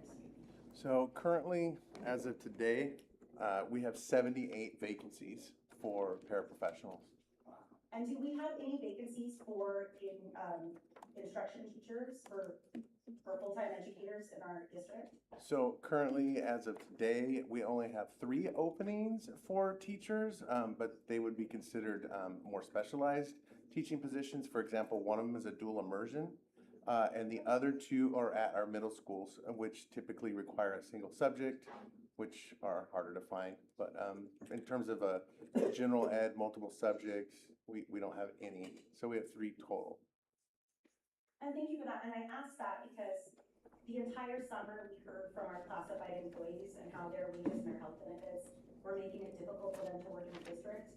And we have been thinking about how we use our budget to meet that need, and I can still see there's still a discrepancy in meeting that need. And for those of you who don't know, our paraprofessionals, the 78 people that we're still trying to hire, they stand shoulder to shoulder with educators in the classrooms and help our students learn. My argument is not that teachers should get less. I wish I would give everybody more. I wish that I could. But I think that as a union educator, sitting on the dais is changing me a little bit, and I've had to step back, and I've had to listen, and I have a new responsibility, and that is responsibility to listen to everybody who works for this district, every single unit, what their needs are, and how we can help all of those people to make the district great. And that's what I'm looking to do, and I'm supporting our bargaining team as I'm honest about all of the different things we have to do as a board and as a district to meet the needs set forth by our kids. But thank you to everyone who works for this district and makes it great, because I think it's a really special place, and I appreciate you giving me an opportunity to talk a little bit about where I'm at and my perspectives on bargaining, so I could be honest and transparent with the public. Thank you, Madam President. Thank you, Dr. Chris Cruz Boone. Up next, we have Ms. Malley. All right, good evening. Congratulations to the BCSD employees, and then I also wanted to again thank Mr. Louis Neal, who's an absolute legend, for his service to the district. To our beta members, I saw everyone that was in the room tonight and everyone that had to go home early because they need their energy for tomorrow. And I just wanted to say I hear your frustration loud and clear regarding the timeline of our contract resolution. We see your dedication to our students and never wavers, and we deeply value the hard work, commitment, and heart you bring to our schools every single day, especially here at the start of the school year. We know that none of this is possible without you or CSEA or anybody else at the district. So while the legal collective bargaining process requires specific details, stay at the negotiation table, which I know can be incredibly frustrating for me as well. But please know that your presence here is mattered and it is seen by the board. Also, in light of recent incidences in our community, I wanted to speak to the tragic events in the broader community. I know that these happenings and occurrences can create worries for a family, and it reminds us of how important our schools are a safe haven for all of our students, emotionally, physically, academically. So I just wanted to ask all families to remain vigilant and partners in our safety. If your child mentions any worries or safety concerns, please communicate them directly to the district or school administration so we can look out for every student. And I thought this would be a good time to remind everyone again of our Sprigio online reporting system, which also speaks to issues of bullying, things that are seen at school. I did a quick Google search today just to see if I could get pretty easy access to that. And while it does seem like it's a little bit difficult to locate on each individual school site, if you just go on to Google and search Sprigio BCSD, you put in your school and it'll pop up pretty easily. So I just wanted to put that reminder out there as these very overwhelming things at the very start of the year are happening. And that is it for me. Thank you. Thank you, Ms. Malley. Up next, we have Mr. Eggert. Thank you. Thank you, Dr. Chris Cruz Boone, for your words. I greatly appreciate that and echo them. I thank you for that. I appreciate CSEA with your MOU on the instructional aides. I know we're never thrilled about contracting out, but because of state laws, we have no choice with these positions. And it's sad that we have to come to that. But we definitely need those individuals in those classrooms. And so I've never been a person that supports that, but I see the need. And because of the way the law states in California, that's, you know, a person has to pass a proficiency test as an employee. But if we hire an outside firm, they don't have to take the same test and they can work. So we have that issue, and most of the people that take the test, it's dealing with the math. You know, it's high school math, and that's where they have the most difficulty. But as a district, we take every opportunity to work with those applicants to help them pass the test. But unfortunately, you know, people like me that are old haven't been in school for a long time. So, you know, high school math is a bit different than it was back in the 70s, sorry. Another thing is that I went to a couple of schools, first day of school. I'm just very proud of what I saw. I was at Harding and also Stella Hills, and just the engagement with the staff to the children and towards the parents. I was very impressed by the first day, and our students were very engaged and very excited to start. Also went to schools for the back to school last Thursday, and once again, the teachers were ready to talk with the parents, and that's always very rewarding, to see the excitement and see the parents participate in their children's education. Last thing is, I don't know if you noticed, those of you that are here, as you walked in the foyer, there's something missing. And probably many of you never knew it existed in the foyer. But it was the statue of Abraham Lincoln. And many people, it was down here for many years, and then it was moved into the foyer. This has a lot of personal, sentimental value for me. It was originally at Lincoln Junior High, which now is back at Lincoln Junior High. During 1971, Lincoln Junior High was closed. It was a very different time in our district. We were dealing with a consent decree to integrate our schools better. So one of the things that the district decided to do was to close Lincoln, to redivide those children over a bigger part of the school in the area, to make sure that there was better segregation. And that's what brought into play the magnet program after that. And that Lincoln statue sat in that office.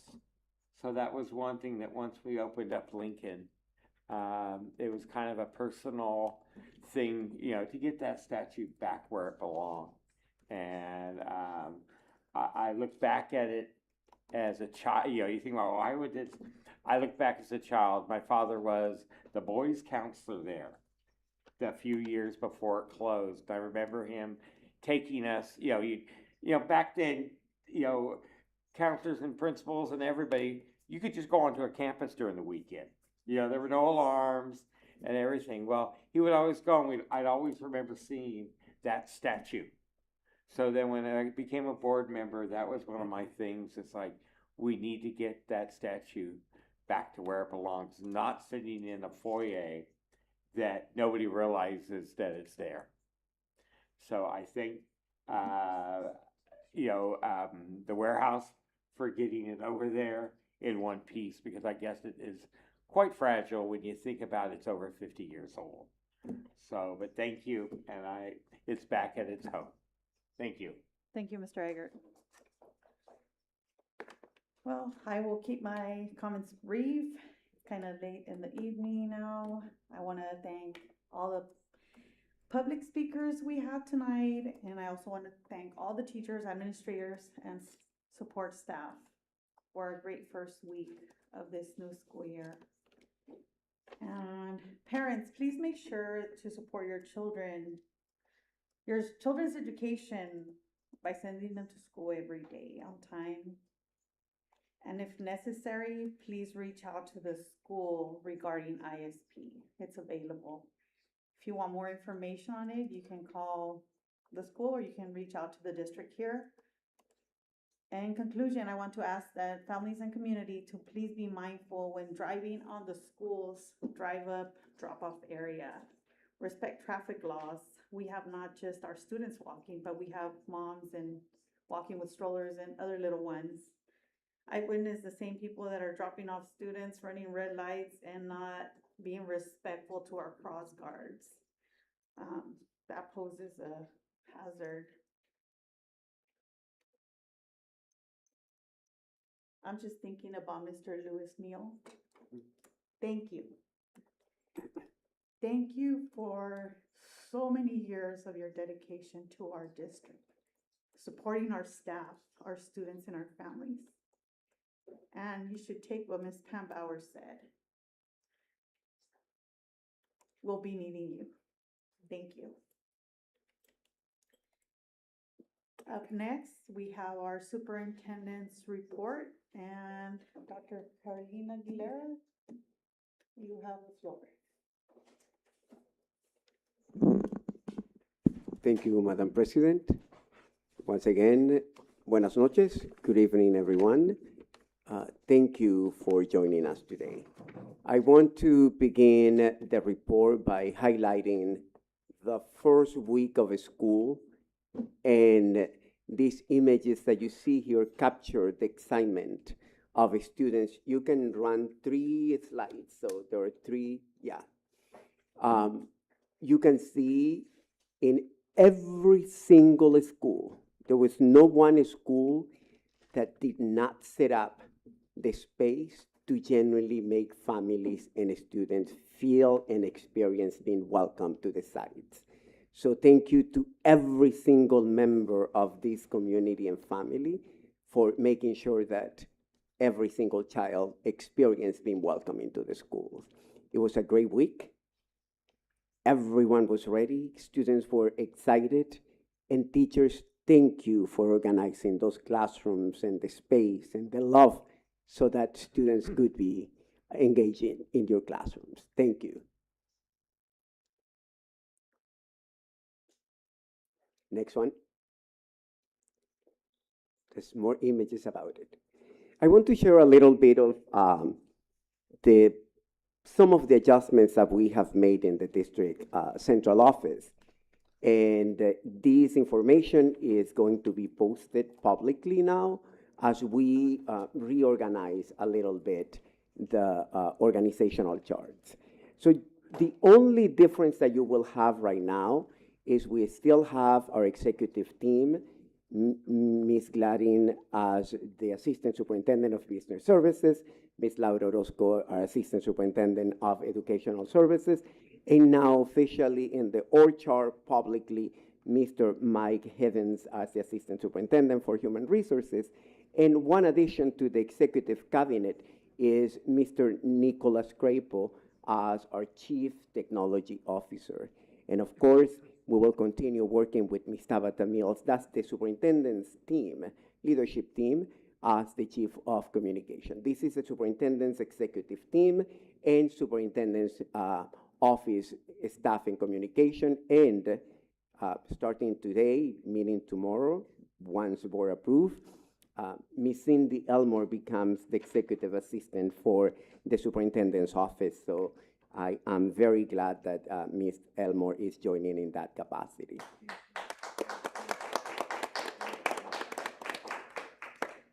I also would like to highlight the next slide, please. Some, again, visually is not very friendly right now. However, I will highlight the key components here. In the educational services department, we have experienced some changes. Last school year and years before, Ed Services had 6 executive directors.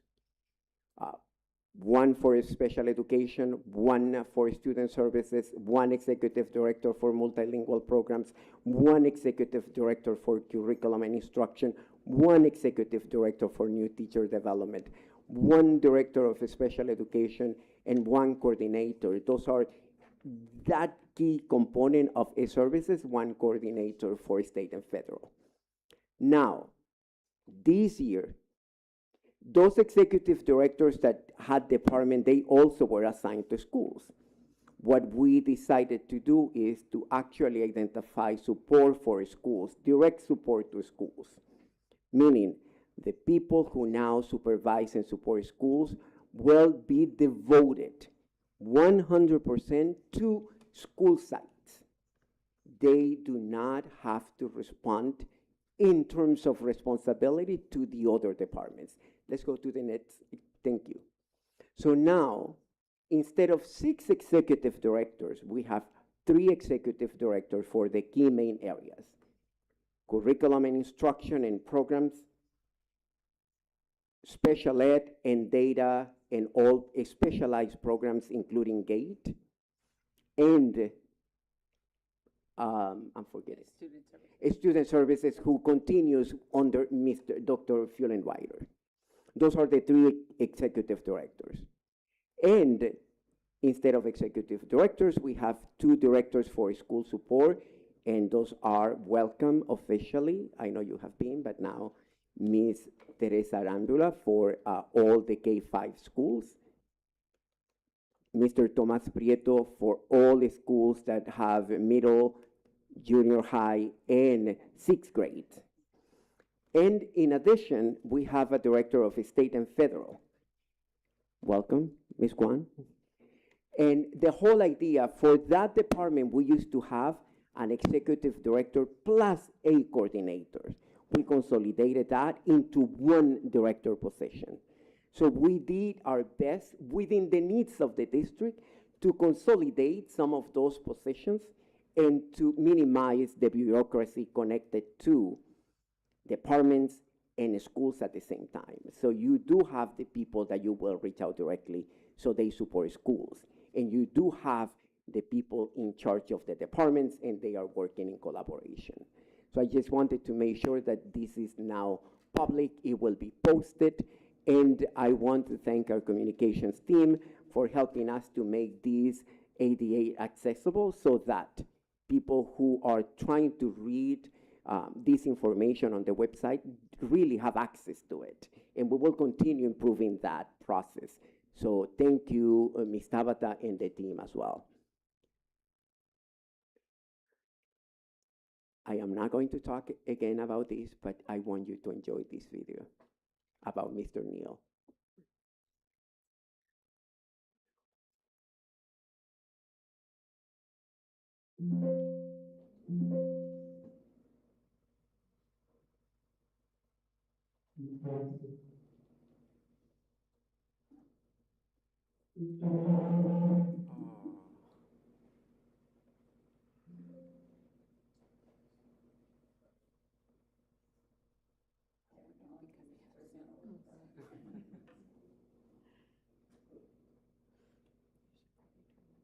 I want them to feel good about themselves and realize I'm sorry.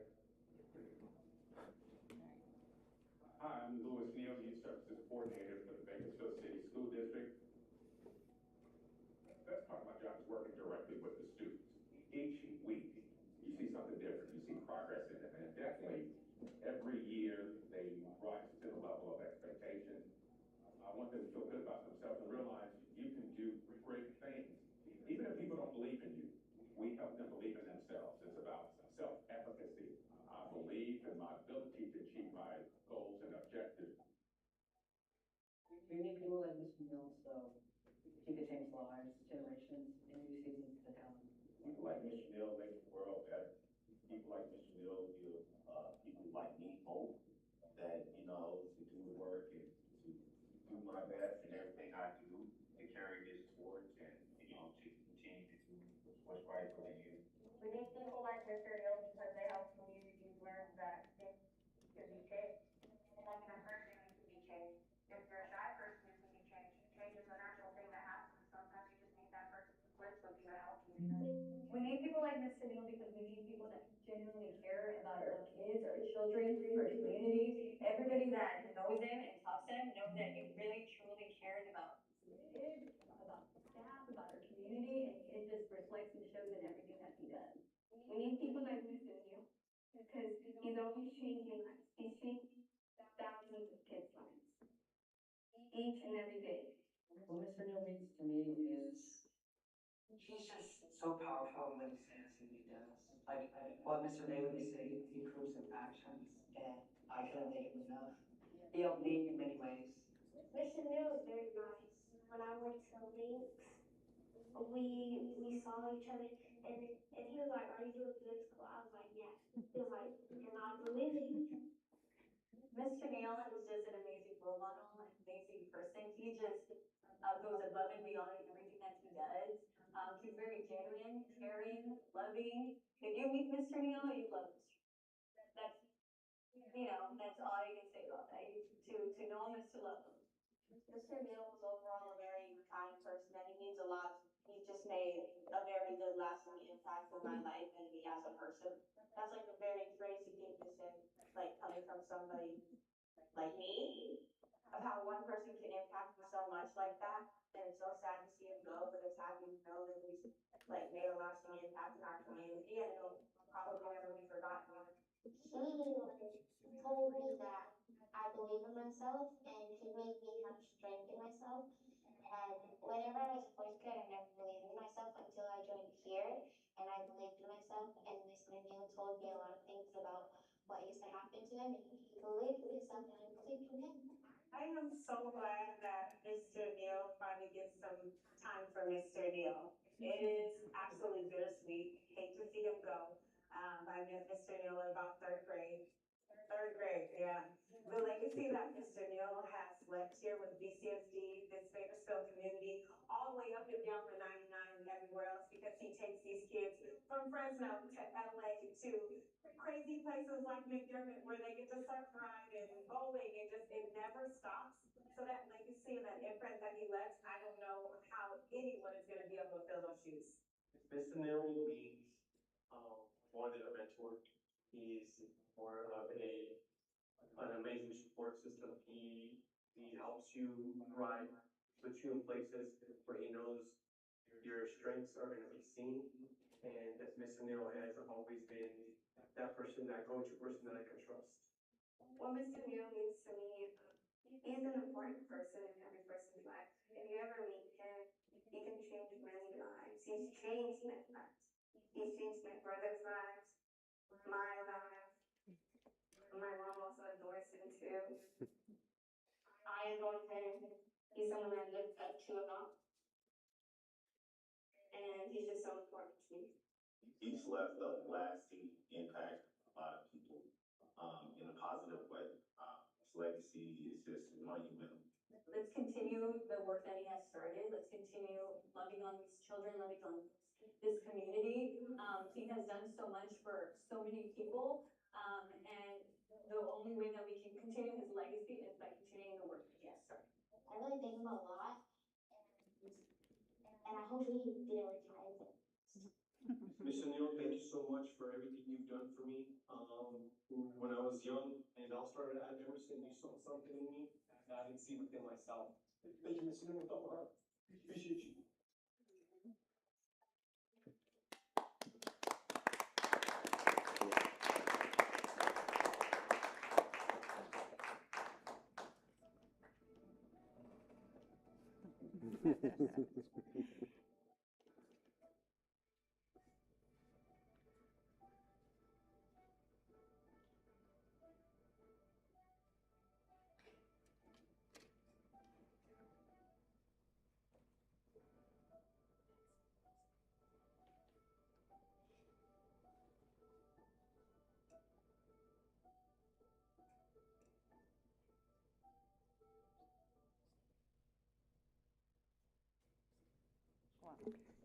Thank you, Mr. Neal.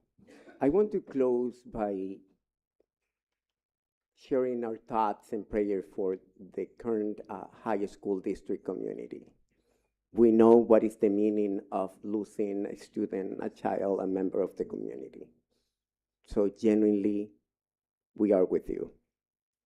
I also want to let the staff and the parents know that should you need any help, should you see something that is not appropriate, should you hear something, whether it's a threat, someone bullying someone, please speak up, report, seek out for help.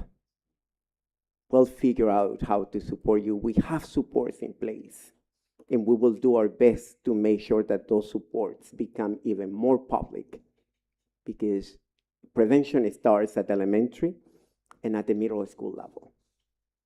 Please, please, please know that the safety of your child and the safety of our staff is of the paramount importance to all of us. Thank you. Thank you, Dr. Carlin. Also, thank you for talking about the organizational chart. I know there was a lot of comments out there and questions, but now that it's out there, people can reach to the district and we can answer their questions. And also for sharing Mr. Lewis Neal to the public. And we will surely miss him. And it's true what was said, to know him is to love him. Number 3, cultural heritage recognition for September, Hispanic Heritage History Month. Hispanic Heritage Month, board recognition. The Bakersfield City School District recognizes the heritage of Hispanic Americans in our schools and community and encourages all students, staff, and Bakersfield City families to deepen their understanding of the Latin American community by celebrating their histories, cultures, and contributions. During the Civil Rights Movement, the campaign to recognize history, struggles, contributions, and achievements of Hispanic Americans gained monument.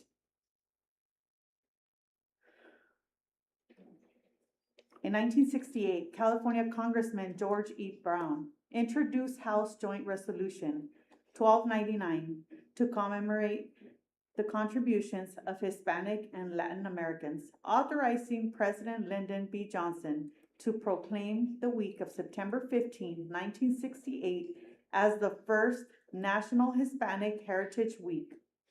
In 1989, President George H.W. Bush declared September 15 through October 15 as National Hispanic Heritage Month. Hispanic Heritage Month is observed from September 15 to October 15 to honor the independence anniversaries of several Latin American countries. On September 15, 1821, Costa Rica, El Salvador, Guatemala, Honduras, and Nicaragua declared their independence from Spain. Mexico celebrates its independence on September 16, commemorating El Grito de Dolores, the Cry of Dolores. When Father Miguel Hidalgo issued a call to arms in 1810 that launched the Mexican War of Independence, Chile followed with its independence celebration on September 18, marking the beginning of its own fight for freedom in 1810. The Board of Trustees encourages all staff and families to visit our BCSD Cultural Heritage Guide located on our district's webpage for activities and resources to honor, recognize, and celebrate the history of Hispanic heritage. The board will now take a 5-minute recess.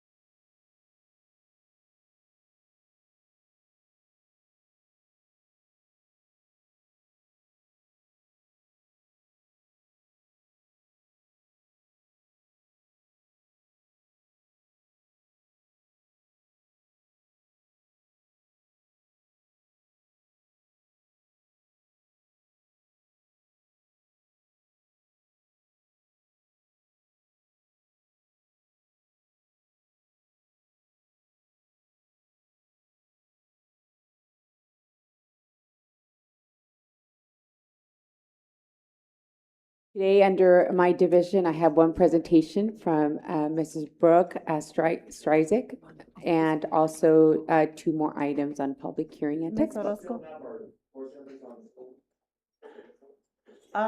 So one board member just texted me, she is, being evacuated for a fire alarm right now, she's trying to switch to her phone. Okay. So, Okay. Mr. Fuentes is on. Okay, great, then we're good. Except, Still here. okay, so we'll, Okay, cool.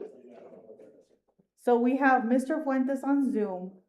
Dr. Chris Cruz Boone had to log off where she's at. There's a fire alarm going off. Oh, So, and Mr. Eggert is here. So we do actually have, with Mr. Fuentes, that's 3. Now he's here, 4. Now it's 4, yes.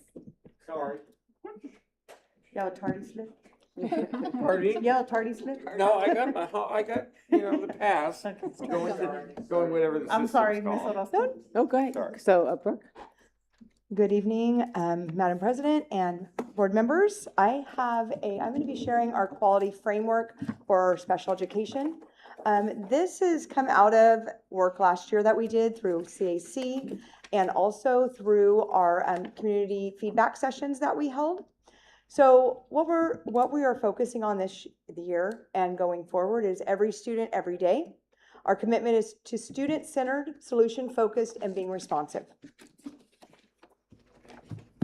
Our vision is for BCSD special education is committed to ensuring every student has access to high-quality education experiences in an environment where they're supported, valued, and empowered to reach their fullest potential. This is all students. We are partnering with families, investing in our staff, and continuously improving systems to meet the diverse needs of our students.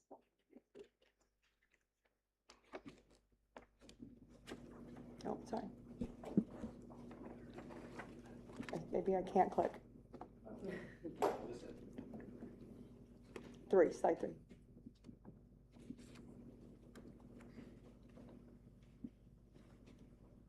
I told him that I could click and talk, and I obviously should not. I should have chose the other option. So what we're working on this year is we are building a foundation for the next 3 years. And so what we're looking at is introducing this quality framework to all of our members. So we have already started with new teacher development. We also have done with all admin and also with all of our new teachers. I'm going to go back because I know I'm out of order. This is way out of order. Go to slide 3. Right here. Okay, so this, I see you guys flipping and I'm like, this is not the right order. This is not, I created this, is not right. Okay, so what we are building this foundation on is 4 pillars. So the 4 pillars are connectiveness, inclusiveness, safety, and we want to continue to grow. If you go to the next. So when we talk about connectiveness and inclusiveness, this is family partnerships. This is beyond even just in the classrooms. Inclusiveness. This is outside the classrooms. These are partnerships with our families. It's our students being included during recess, during lunch, being able to have meaningful relationships with students on campus, having equitable access to extracurricular activities, clubs, sports. This came out loud and clear that they want to be part of the community. Safe and growing. We want to focus on our systems and structures. Make sure that all of our staff from all levels have the training that they need to be able to support our students. We're looking at professional learning, from everything from our paraprofessionals to our admin, to our teachers, to our district support staff. We're looking at being able to have accountability and training ongoing so we are out in the classrooms visible and supporting. Next slide. So this is that 1-year foundation I was talking about. So we are going to, this year, these are commitments. We are going to introduce this and interweave our plan into all things professional development, trainings, so that this is a living, breathing quality framework for this department. We are gonna embed the pillars in educational professional development. So this doesn't just live here. This is something we will be bringing back and having discussions and showing the connections to professional development and in our discussions. We want to equip our administrators and school staff that are supporting every day on our campuses with the toolkits that they need and tools and supports. We are working towards that. And we are establishing consistent communication expectations so that students, so parents and educators can have that two-way communication. So as we partner, we're really going to look at, we're creating some sessions for parent cafes so that all parents can learn about special education, the classes on their campuses, and understand the population. We also are looking at how do we continue to measure the wants, needs, and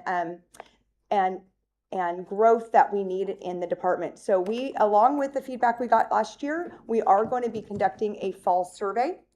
That survey will go out to paraprofessionals, teachers, and parents to get their input again. This is done by Hanover, so it isn't a anonymous survey that they will receive a link. During that link as well, they will be invited if they are interested in if they want to have a in-person where they'll have a listening circle with the Hanover employees so that we can gain more insight beyond just the survey. And then above all things, we need to recognize and we need to share out all of the great things that we are doing that are connected to this framework throughout the year. So we've been in our meetings like today, we are sharing at the start of our meetings, what are the things that we're doing to support this? So as we looked back at our last week from our last meeting, in our admin meeting today, we looked at those things. How are we supporting this? How are we making sure that this is coming into fruition?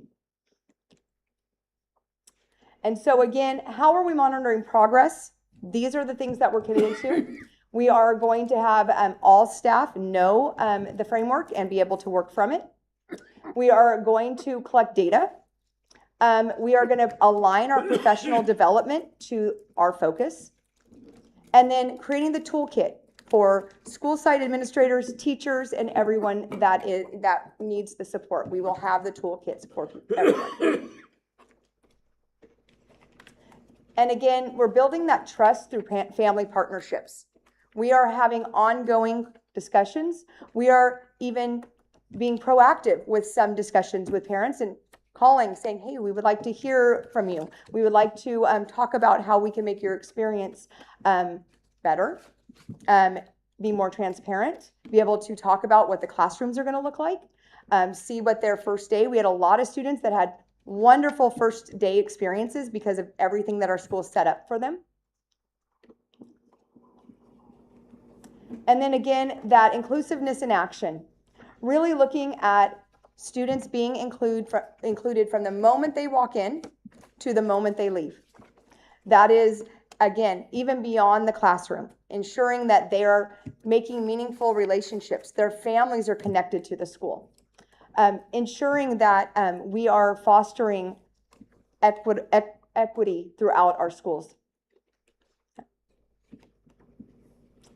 And then when we're looking at growing, this is really how we are going to continue to improve. As we know, we need to get feedback and improve. As we get feedback throughout the year, we're going to look at where do we need to continue to grow. So we will have professional learning pathways. We will be looking and we'll put into place the most innovative initiatives that we have.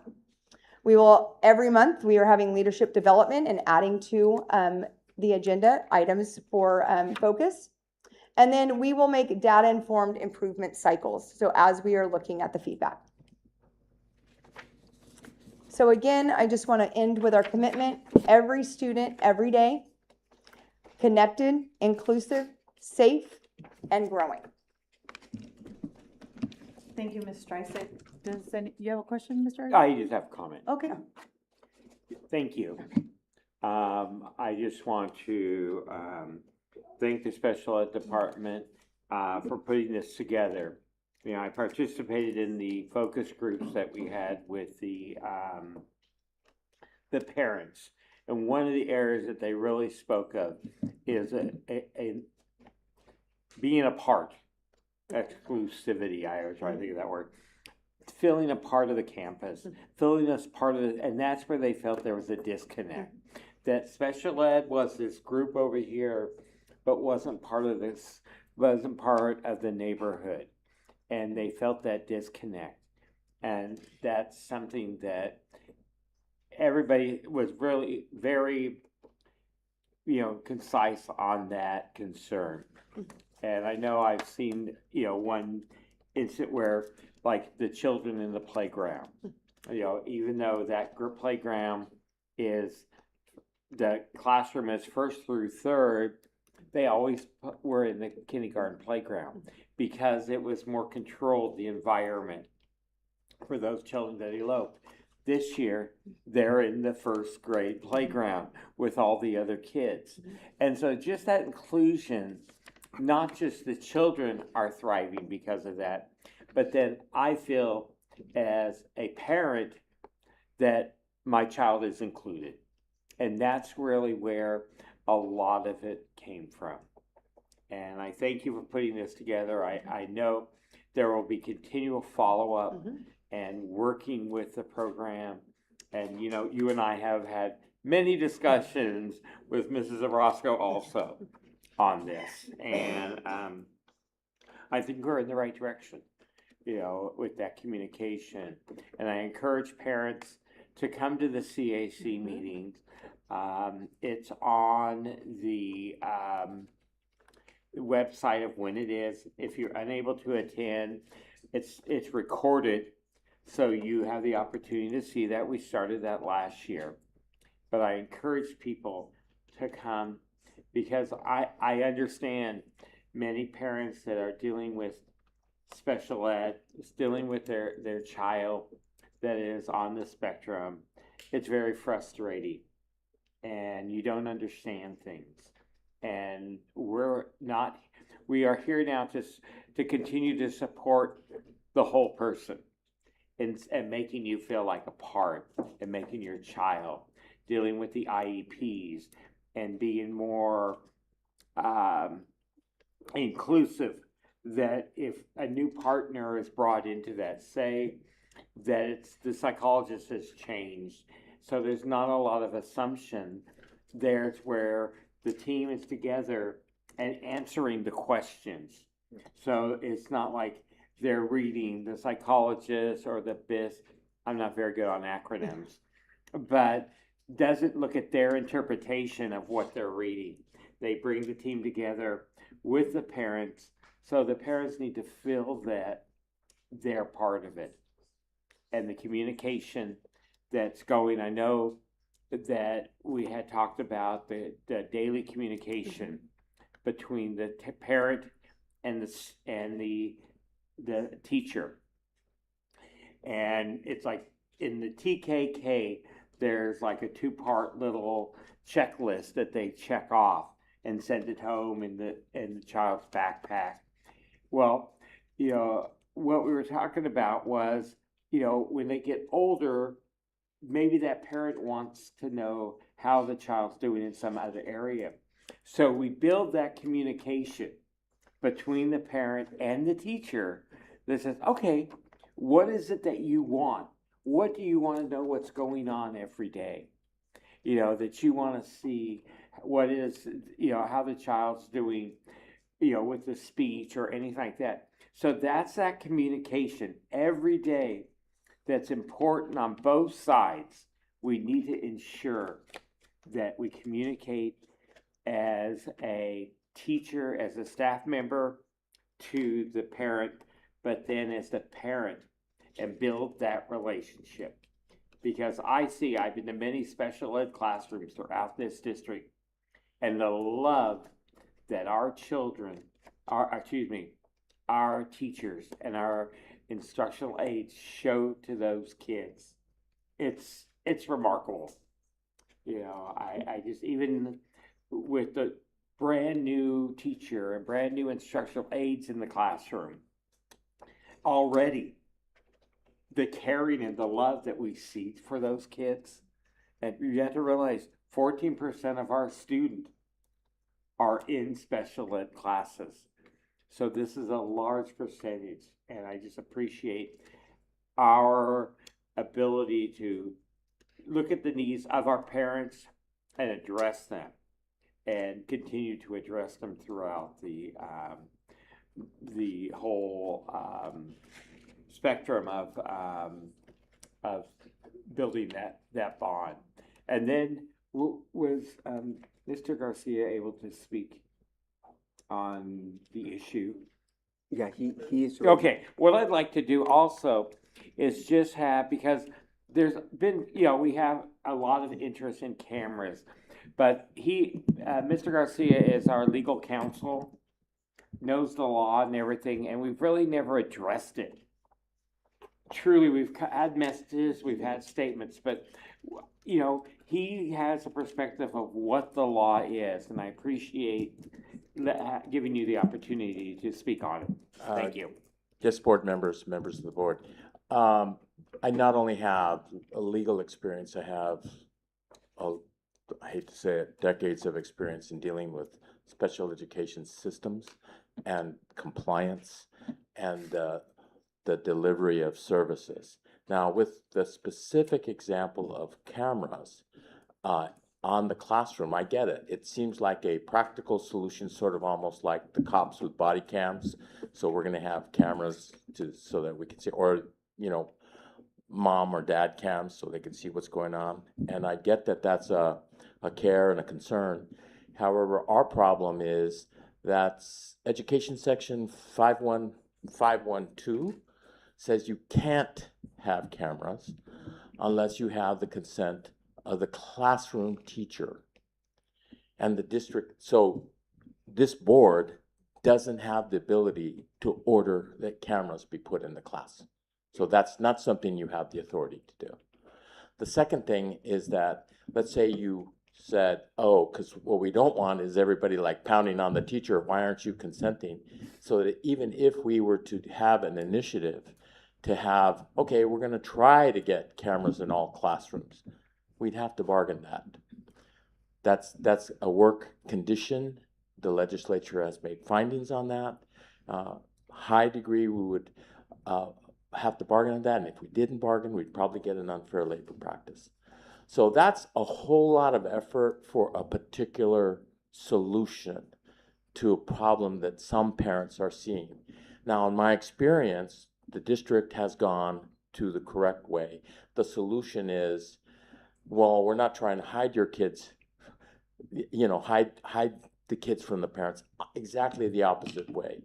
And our experience and our advice is to go the way the district is going, is to enhance communications with parents and also include parents, special ed parents, in the life of the school site so that they're actually aware of what's going on, because they're part of the community and they're there and people will know what's going on in Mrs. Garcia's third grade class, and they know, okay? And there's a thing called, rumor control. Oh, I heard something happened.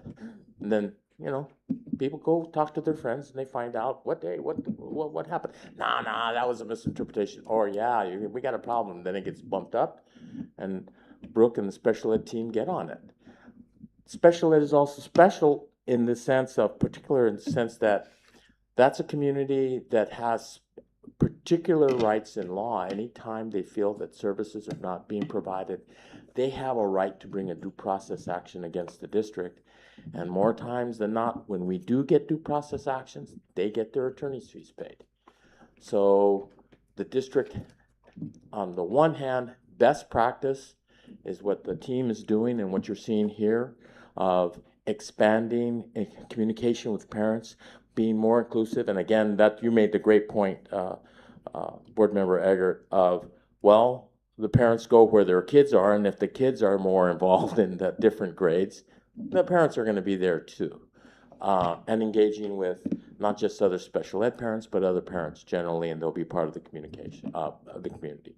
So long story short, parents have some concerns about what's going on in their class. You don't have the authority to put cameras.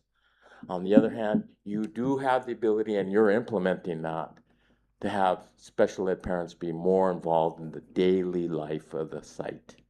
And that gives them comfort, and that gives them the ability to know what the heck is going on in the class. So, in a nutshell, that's where we're at. Thank you, Mr. Garcia, Any, for that. any questions? Thank you very much for that clarification. All right. Ms. Streisig, I did have a question. On the page where connected and inclusive, there's family partnerships. And then on the year one build, the foundation, there's partner, expand, parent cafe, and family learning opportunities. On the connected and action, there's parent cafe and family education programs district-wide. Now, is it just gonna be for special education families, or is it gonna be for all families? So we are creating some modules that will be given to the school site so that they can provide it as a parent cafe. We do not intend them to be just for special education parents. That actually is an ask also of our parents, is that they would like everyone to be included. Same with CAC, our community advisory. Come, everybody come. We would be very happy to have you. It's a way for us to, again, work from all angles to be inclusive, to ensure that we have general ed, GATE, everyone that would like to attend, they absolutely can. Thank you for that clarification. Any other questions? I don't know if do you have any questions, Ms. Malley? No. Thank you, Ms. Streisig. Moving on to number 3, public hearing for the Pupil Textbook and Instructional Materials Incentive Program Act. The public hearing for the, I'm sorry? Oh. The public hearing, Pupil Textbook and Instructional Materials Incentive Program Act is now open at 8:42 p.m. Is there anybody out here that is interested on speaking on this item? Nope. Okay, the hearing is now closed at 8:43. Moving on to number 4. It is recommended that the resolution to declare sufficient instructional materials for the fiscal year of 2026-2027 be adopted. Do I have a motion? I move to approve. Do I have a second? Second. Thank you. Any discussion? Who do we have on? Do we have both on there? Okay. Dr. Chris, do you have any questions, comments, or Mr. Fuentes? None for this item. Thank you. Okay, we'll do a roll call vote. Mr. Fuentes? Yes. Mr. Eggert? Yes. Dr. Chris? Okay. Ms. Malley? Yes. And I myself, Laura, am a yes. Moving on to business services, Assistant Superintendent, Ms. Gladden. Good evening. It's my pleasure tonight to bring forward our partner in our journey of updating our facilities master plan to give us a presentation. We, at our May 26, 2026 board meeting, we approved a contract with PBK to lead us through this process for updating our facilities master plan. And then we went on summer break. So now that our schools are back and all of our staff and our labor partners and our parents have returned, it's a good time to bring forward an introduction to the community and to the staff of the process we're going to be taking. And so I turn the microphone over to you. Thank you very much. Good evening, everybody here, Madam President, Superintendent, board members, district staff, and community members. My name is Mandy Freeland. I am the principal architect of PBK Architects here in Bakersfield. You have hired us, like Sherry shared with us, that we were hired to do the facilities master plan for you, and I wanted to take a minute and just actually thank you for trusting us with this work. We hope to provide you with all of the information that you need to make the informed decisions for your campuses and for your facilities. I would like to now take a minute to just walk you through the things that we're going to talk about. What is a facilities master plan, the process and progress, like what we've been doing, what we plan to do, trends and best practices in school planning. And then we'll give you guys a minute to ask questions. We're here for you. Ask as many questions as you want. We're here to explain any of the processes or any of the things that might not be clear in the presentation. All right, I would just share with you the team members. Again, my name is Mandy Freeland. I am the principal architect of PBK Architects here in Bakersfield. I've been in Bakersfield since high school for a few decades. This is my home, and it's an honor for me to do this for you guys. I would like to hand it over and introduce the rest of my team. Hi everyone, nice to see you. My name's Sunny Palmer. I'm a project manager with PPK Architects.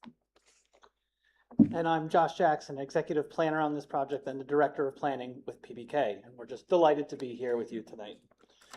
There was a clicker here a minute ago. Next slide, please. No problem. Before we dive into too many details, wanted to take a minute to just talk a little bit about what a facility master plan is, how we're planning on doing that work here in Bakersfield, and some of the outcomes that you guys can expect at the end of the process. At its most basic, you can think of a facilities master plan as a list of projects that a district wants to pursue over the next 10 years. We can fit those projects into three main categories. The first set of projects that we're anticipating defining here in Bakersfield are modernizations and improvements. A building which was wonderful when it was brand new 20, 30, 40 or more years ago will have systems that reach the end of their useful life and need to be brought up to the highest standards. Additionally, we're anticipating defining some projects around aligning facilities with your programs. At the most basic, this is looking at where students are and making sure that we have schools in their community, but also understanding the types of teaching and learning that are taking place here in Bakersfield and ensuring that the facilities are in alignment with those needs and fully supporting them. And then finally, among everything else that a school district is doing, you're operating a lot of facilities, and there are maintenance concerns, you're heating and cooling those spaces, and we're going to be looking for opportunities to improve efficiency and optimize operations. Any dollar that we can take out of cooling a building or maintaining some difficult to maintain system can be put back to other uses, which are plentiful in every school district. Next slide, please. So how will we go about creating this plan here in Bakersfield? Fundamentally, our process is anchored in data, and I can give you examples of some of the data we're going to be using. One of the most important elements is looking at enrollment projections. We do have a demographer on our team. We're going to be getting the official enrollment of the district and looking ahead 5 years to understand what we can anticipate at each grade level.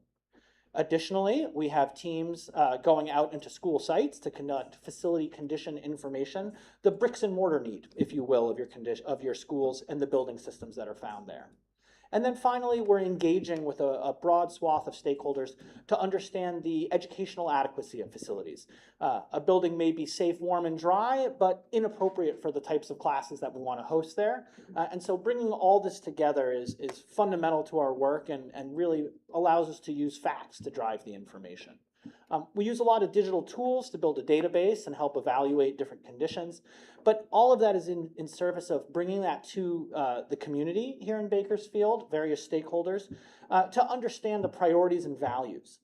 To be very frank, if you're like other districts that we've worked with in California, we can anticipate that the total need of the district will exceed available resources. Understanding the priorities of the community so that we can say where we get the most bang for our buck is a real key part of this. At the end of the day, Bakersfield City School District will be equipped with a plan that will open the door to a number of next steps, including pursuing a variety of different funding mechanisms, reconfigurations, or supporting other strategic initiatives. Next slide, please. In terms of timeline and schedule, as Assistant Superintendent Gladden mentioned, we started over the summer. We've actually had teams go out to every single school site when there weren't students there, so we could get a good look at everything. I will say that our engineers going up on the rooftops after we could wait for it to cool down a little bit, so we'll be continuing some evaluations into the fall. But ultimately, we'll go through this process, and you guys can expect a plan to review in the spring of next year. Next slide, please. All right, so diving in a little bit deeper to that kind of timeline that you just saw, this is listed as kind of a linear approach, but I will say that items 1, 2, and 3 are kind of working in tandem or concurrently with each other at the moment. But we really start with gathering that existing data, and that looks like floor plans, it looks like square footages, it looks like deferred maintenance projects.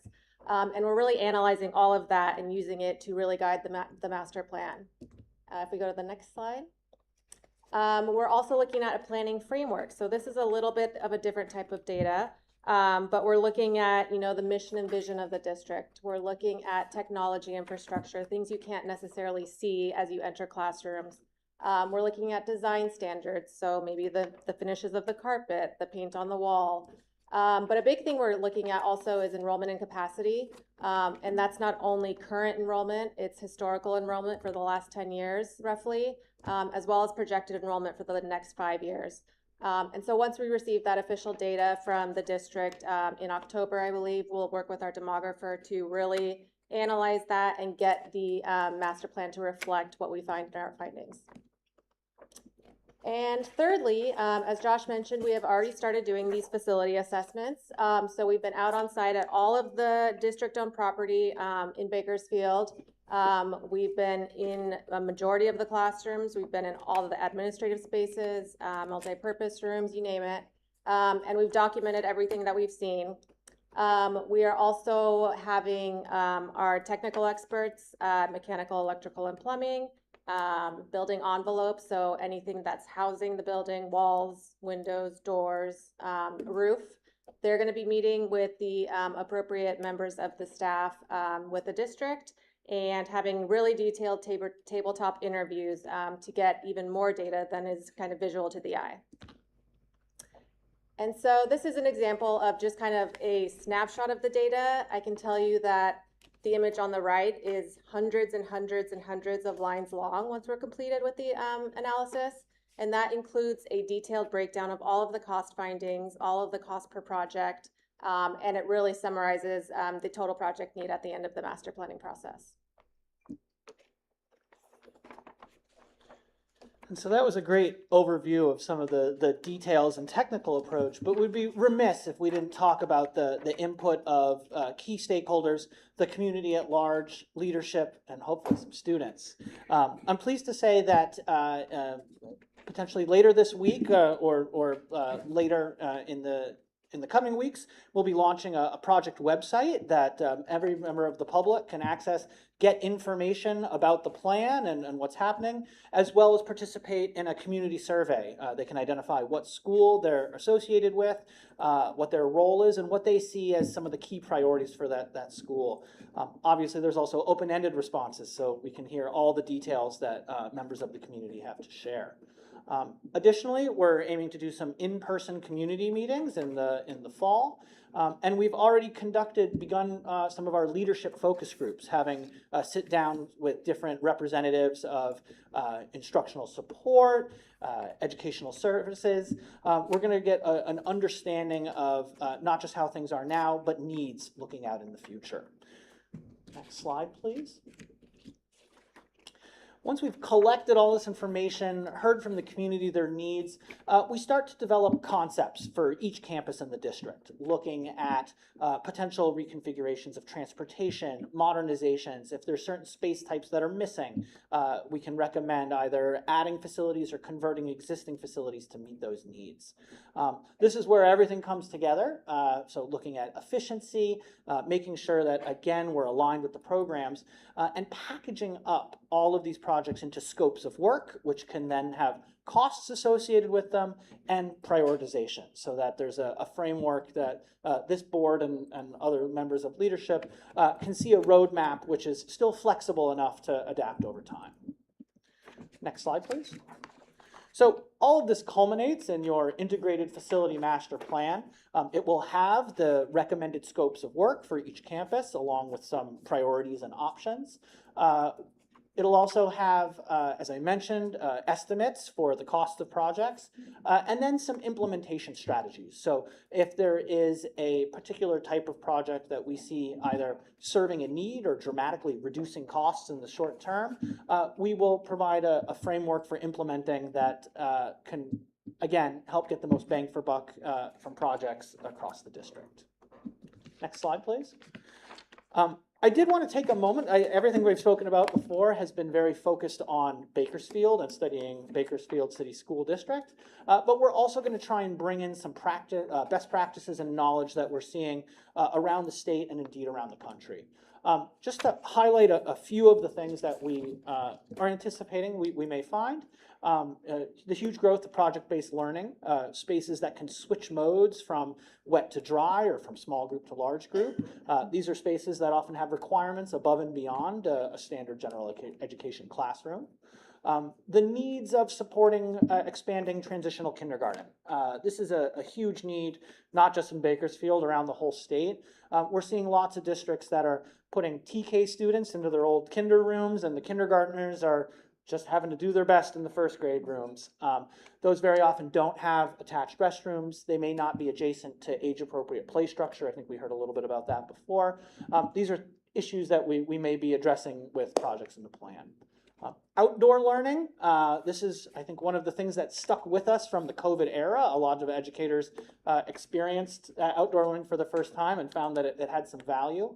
Particularly in places like Bakersfield, we need to think about the weather and how to provide both shade and protection from inclement weather, as well as potentially power and Wi-Fi. So this is something that we want to hear if there's appeal, and then we can help make recommendations.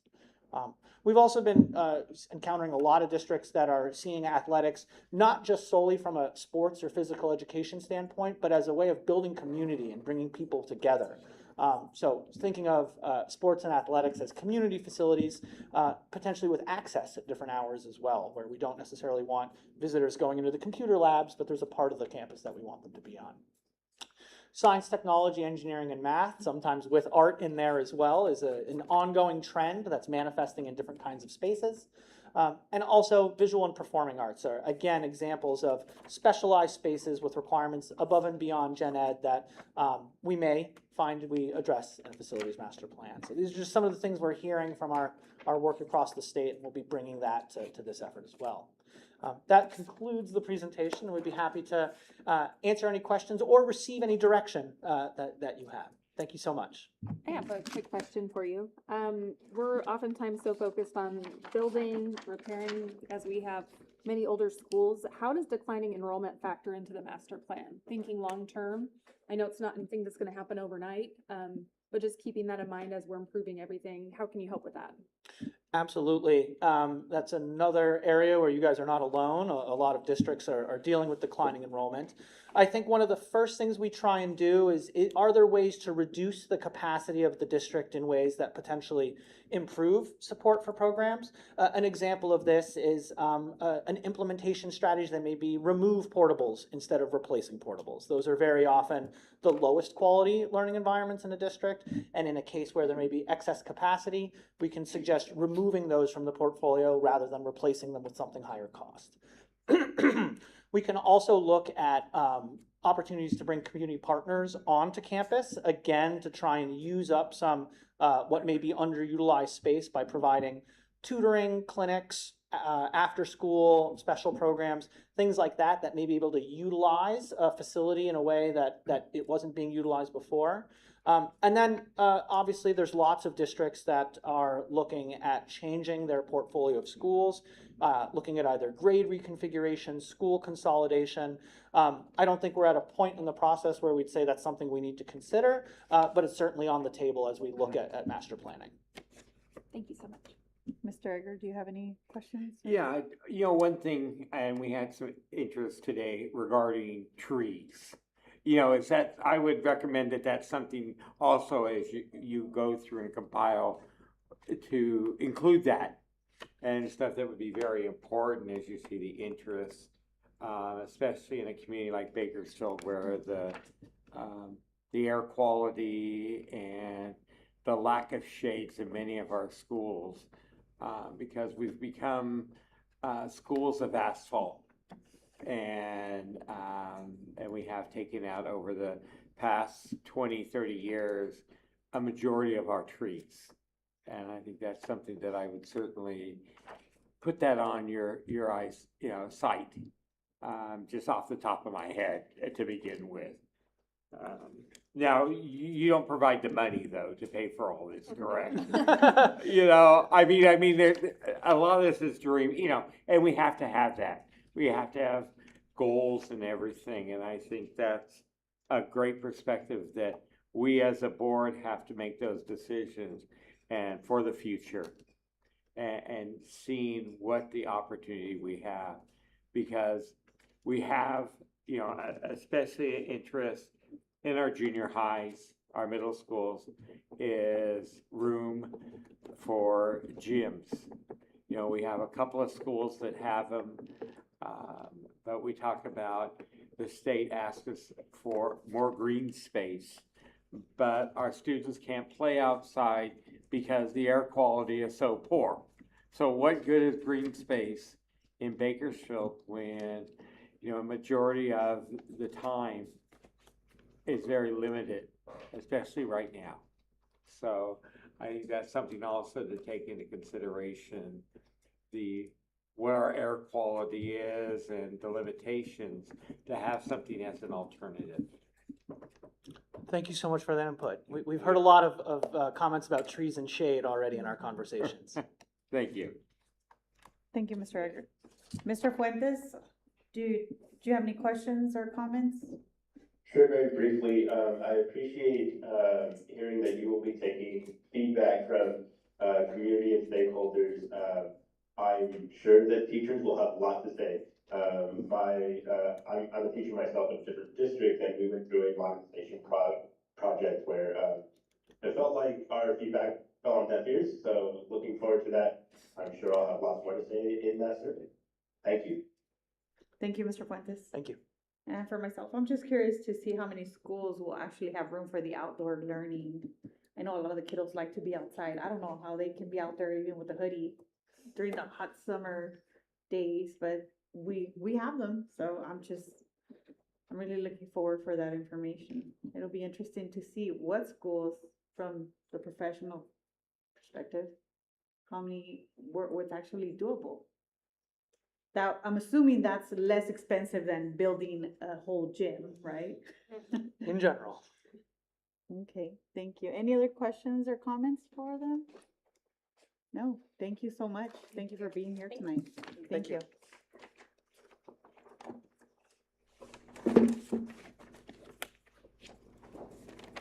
Okay, we have number 3, which is a public hearing. 3. It's actually H. H3, public hearing on the adoption of the resolution for the 2026-31, making findings on energy savings and determining other matters in connection with energy service agreement, Forefront Power. The public hearing adoption of the adoption of the resolution 2026-31, making findings on energy savings and determining other matters in connection with energy service agreement, Forefront Power, is now open at 9:04 p.m. Anyone interested in making a comment? I would just say that putting as much solar as possible pays off in the long run. I know it does on my electric bill. Thank you, Ms. Bauer, for that. Anybody else? Okay, the hearing is now closed at 9:04 p.m. Number 4, under business services. Give me a second, guys, it just froze. It is recommended that the resolution 2026-31 be adopted and approval be given to authorize execution of the related power purchase agreement amendment number 2 with the Forefront Power and approval of the amendment number 2 to the agreement with Forefront Power for solar installation at Owens Elementary School. Do I have a motion? I move to approve. Thank you, Ms. Malley. Do I have a second? Second. Thank you, Mr. Eggert. Any discussion? I'll do roll call vote. Mr. Fuentes? Yes. Mr. Eggert? Yes. Ms. Malley? Yes. I myself, Laura, am a yes.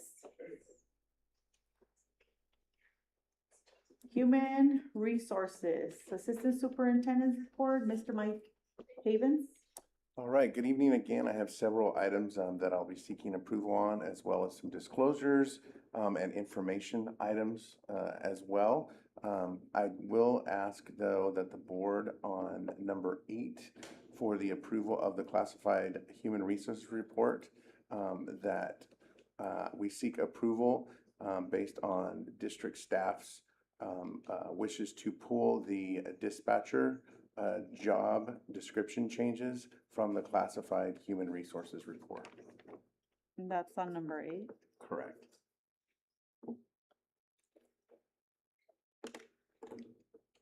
Thank you, Mr. Havens. Okay, we have number 2 under Human Resources. It is recommended that the resolution for social emotional learning, SEL, professional development for supervisory, LIUNA confidential and designated management employees be approved. Do I have a motion? I move to approve. Thank you. Do I have a second? Second? Second. Oh, sorry. It's okay. Any discussion? Okay, we'll do a roll call vote. Mr. Fuentes? Yes. Mr. Eggers? Yes. Ms. Malley? Yes. And I myself, Laura, am a yes. Moving on to number 3, this is just public information. This is public disclosure as required by AB 1200 pertaining to the proposed wage and benefit adjustment for the confidential and supervisory employee groups. This is just for informational purposes. Number 4, it is recommended that the resolution to provide salary increases to confidential and supervisory employees be approved. Do I have a motion? I move to approve. Thank you, Ms. Malley. Do I have a second? Second. Okay. Thank you. Any discussion? Yeah. Okay. Okay, we'll do roll call vote. Mr. Fuentes? Yes. Mr. Eggert? Yes. Ms. Malley? Yes. And I myself am a yes. Number 5. It is recommended that the MOU between the district and CSEA regarding special education aids be approved. Do I have a motion? I move to approve. Thank you. Do I have a second? Second. Any discussion? Okay, we'll do roll call. Mr. Fuentes? Yes. Mr. Eggert? Yes. Ms. Malley? Yes. And I myself, Laura, am a yes. Number 6, this is information only. This is the disclosure of the initial proposals of the California School Employees Association, CSEA, to the Bakersfield City School District for contract negotiations for 2026-2027. This is for disclosure purposes only and no board action is required. Just public information, guys. Number 7. Consideration of the initial proposals of the Bakersfield City School District, BCSD, with the California School Employees Association, Chapter Number 48, CSEA, for contract negotiations for the 2026-2027 school year. This is for disclosure purposes only and no board action is required. Again, this is information only. Number 8. It is recommended that the classified human resources report be approved as submitted, but I move to approve. is this the one where? This is number 8, Oh, yeah. the one we have, pool, no, Pull the scheduler dispatcher from this classified board report. that's the only one that's gonna be pulled, right? The- Yeah, there's another one in there. There's a new job description, the mobile health unit job description, and that one is staying in. Okay. So on this one, we need a motion to With the exception of. I move to approve with the exception of the scheduler. the scheduler. Dispatcher. Dispatcher. Okay, do I have a second? Second. Okay, any discussion on this? Okay, we'll do a roll call vote. Mr. Fuentes? Yes. Mr. Eggert? Yes. Ms. Malley? Yes. And I myself, Laura, am a yes. Moving on to the approval of the Certificated Human Resources Report. It is recommended that the Certificated Human Resources Report be approved as submitted. Do I have a motion? I move to approve. Thank you. Do I have a second? Second. Any discussion? We'll do roll call. Mr. Fuentes? Yes. Mr. Eggert? Yes. Ms. Malley? Yes. And I myself, Laura, am a yes. Board policies. It is recommended that the proposed addition to the board policies and procedures of the Bakersfield City School District, section 500.59, maintaining appropriate adult student interactions, second reading, reviewed as a first reading on 8/4/26, be adopted. Do I have a motion? I move to approve. Thank you. Do I have a second? Second. Any discussion? I just wanted to mention, I believe we discussed it in the past meeting, but we have Okay. always had a policy. We have always had policy for appropriate interactions. This one just expanded, I believe, more clearly upon interns, volunteers, and contractors, the definition of an employee. And then also it established more explicit limits on electronic contact outside of school. So I know that was something that was brought up in the news. So just so the public is aware, we're not creating a policy that we did not have before. We're just adding to it to be in alignment with state law. Thank you, Ms. Malley. Any more discussion on this? Okay, we'll do a roll call. Mr. Fuentes? Yes. Mr. Eggert? Yes. Ms. Malley? Yes. And I myself, Laura, am a yes. Number 2. It is recommended that the proposed revision to the board policies and procedures of the Bakersfield City School District, section 605.13, the Williams Uniform Complaint Procedures, Administrative Regulations, second reading, reviewed as a first reading on 8/4/2026, be adopted. Do I have a motion? I move to approve. Do I have a second? Second. Any discussion? We'll do roll call. Mr. Fuentes? Yes. Mr. Eggert? Yes. Ms. Malley? Yes. I myself, Laura, am a yes. Moving on to number 3. This is just discussion. It's the revision to the board bylaws of the Bakersfield City School District, section 100.61, conflict of interest code for the Bakersfield City School District. This is first reading. Any discussion on this? Moving on to number 4. Sorry, guys, it keeps freezing here. Revision to the board policies and procedures of the Bakersfield City School District, section 400.03, selection and evaluation of instructional materials, first reading. This is just discussion. Any discussion on this? Thank you. Number 5.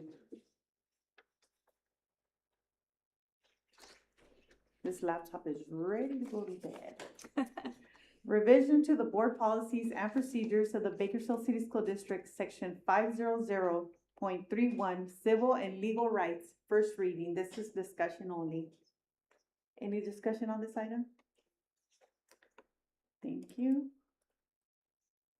Okay, moving on to K, the consent agenda. It is recommended that the consent agenda be approved as submitted. Do I have a motion? I move to approve. Do I have a second? Second, and have a question. Item. Okay, go ahead, Mr. Eggert. Yes, on number 31, the contract, construction management contract. Now, what projects are those for? Because it isn't specific. You know, is that just trying to understand, you know, Mine's trying to how work it as well. works? This one is for Pioneer. Okay. And so this is one of our infrastructure modernizations, one of the 3 sites So it's gonna undergo everything basically that you're not seeing, the plumbing, the electricity, the hardscapes. And so this is to oversee that work that will happen while the school's in use. Right, okay, I just wanted to, the clarification, because it was, in the I contract, it was very apologize for that. broad. I'll have to make that correction in the future. I'm sorry. It wasn't Yeah, clear. just kind of, because it didn't, I looked, it's like, hey, what site are we talking about, and knowing, but thank you for clarifying that. Okay, any more discussion on this? Questions? We had some money come back to us, which is great. Yeah, there was a couple, which was in number 28, 29, and 30. I think that was it on those, huh? Change orders. Any more discussion on this? Okay, we'll do roll call. Mr. Fuentes? Yes. Mr. Eggert? Yes. Ms. Mellis? And I myself, Laura, am a yes. Ooh. This evening, it is recommended that the meeting be adjourned in memory of Miss Francine Subaru, a former Eisler Elementary School teacher. Do I have a motion? So moved. Do I have a second? Second. Thank you. All in favor? Aye. Aye. Aye. Thank you, Mr. Fuentes, for joining us. This meeting is adjourned at 9:16 p.m. Everybody have a safe drive home.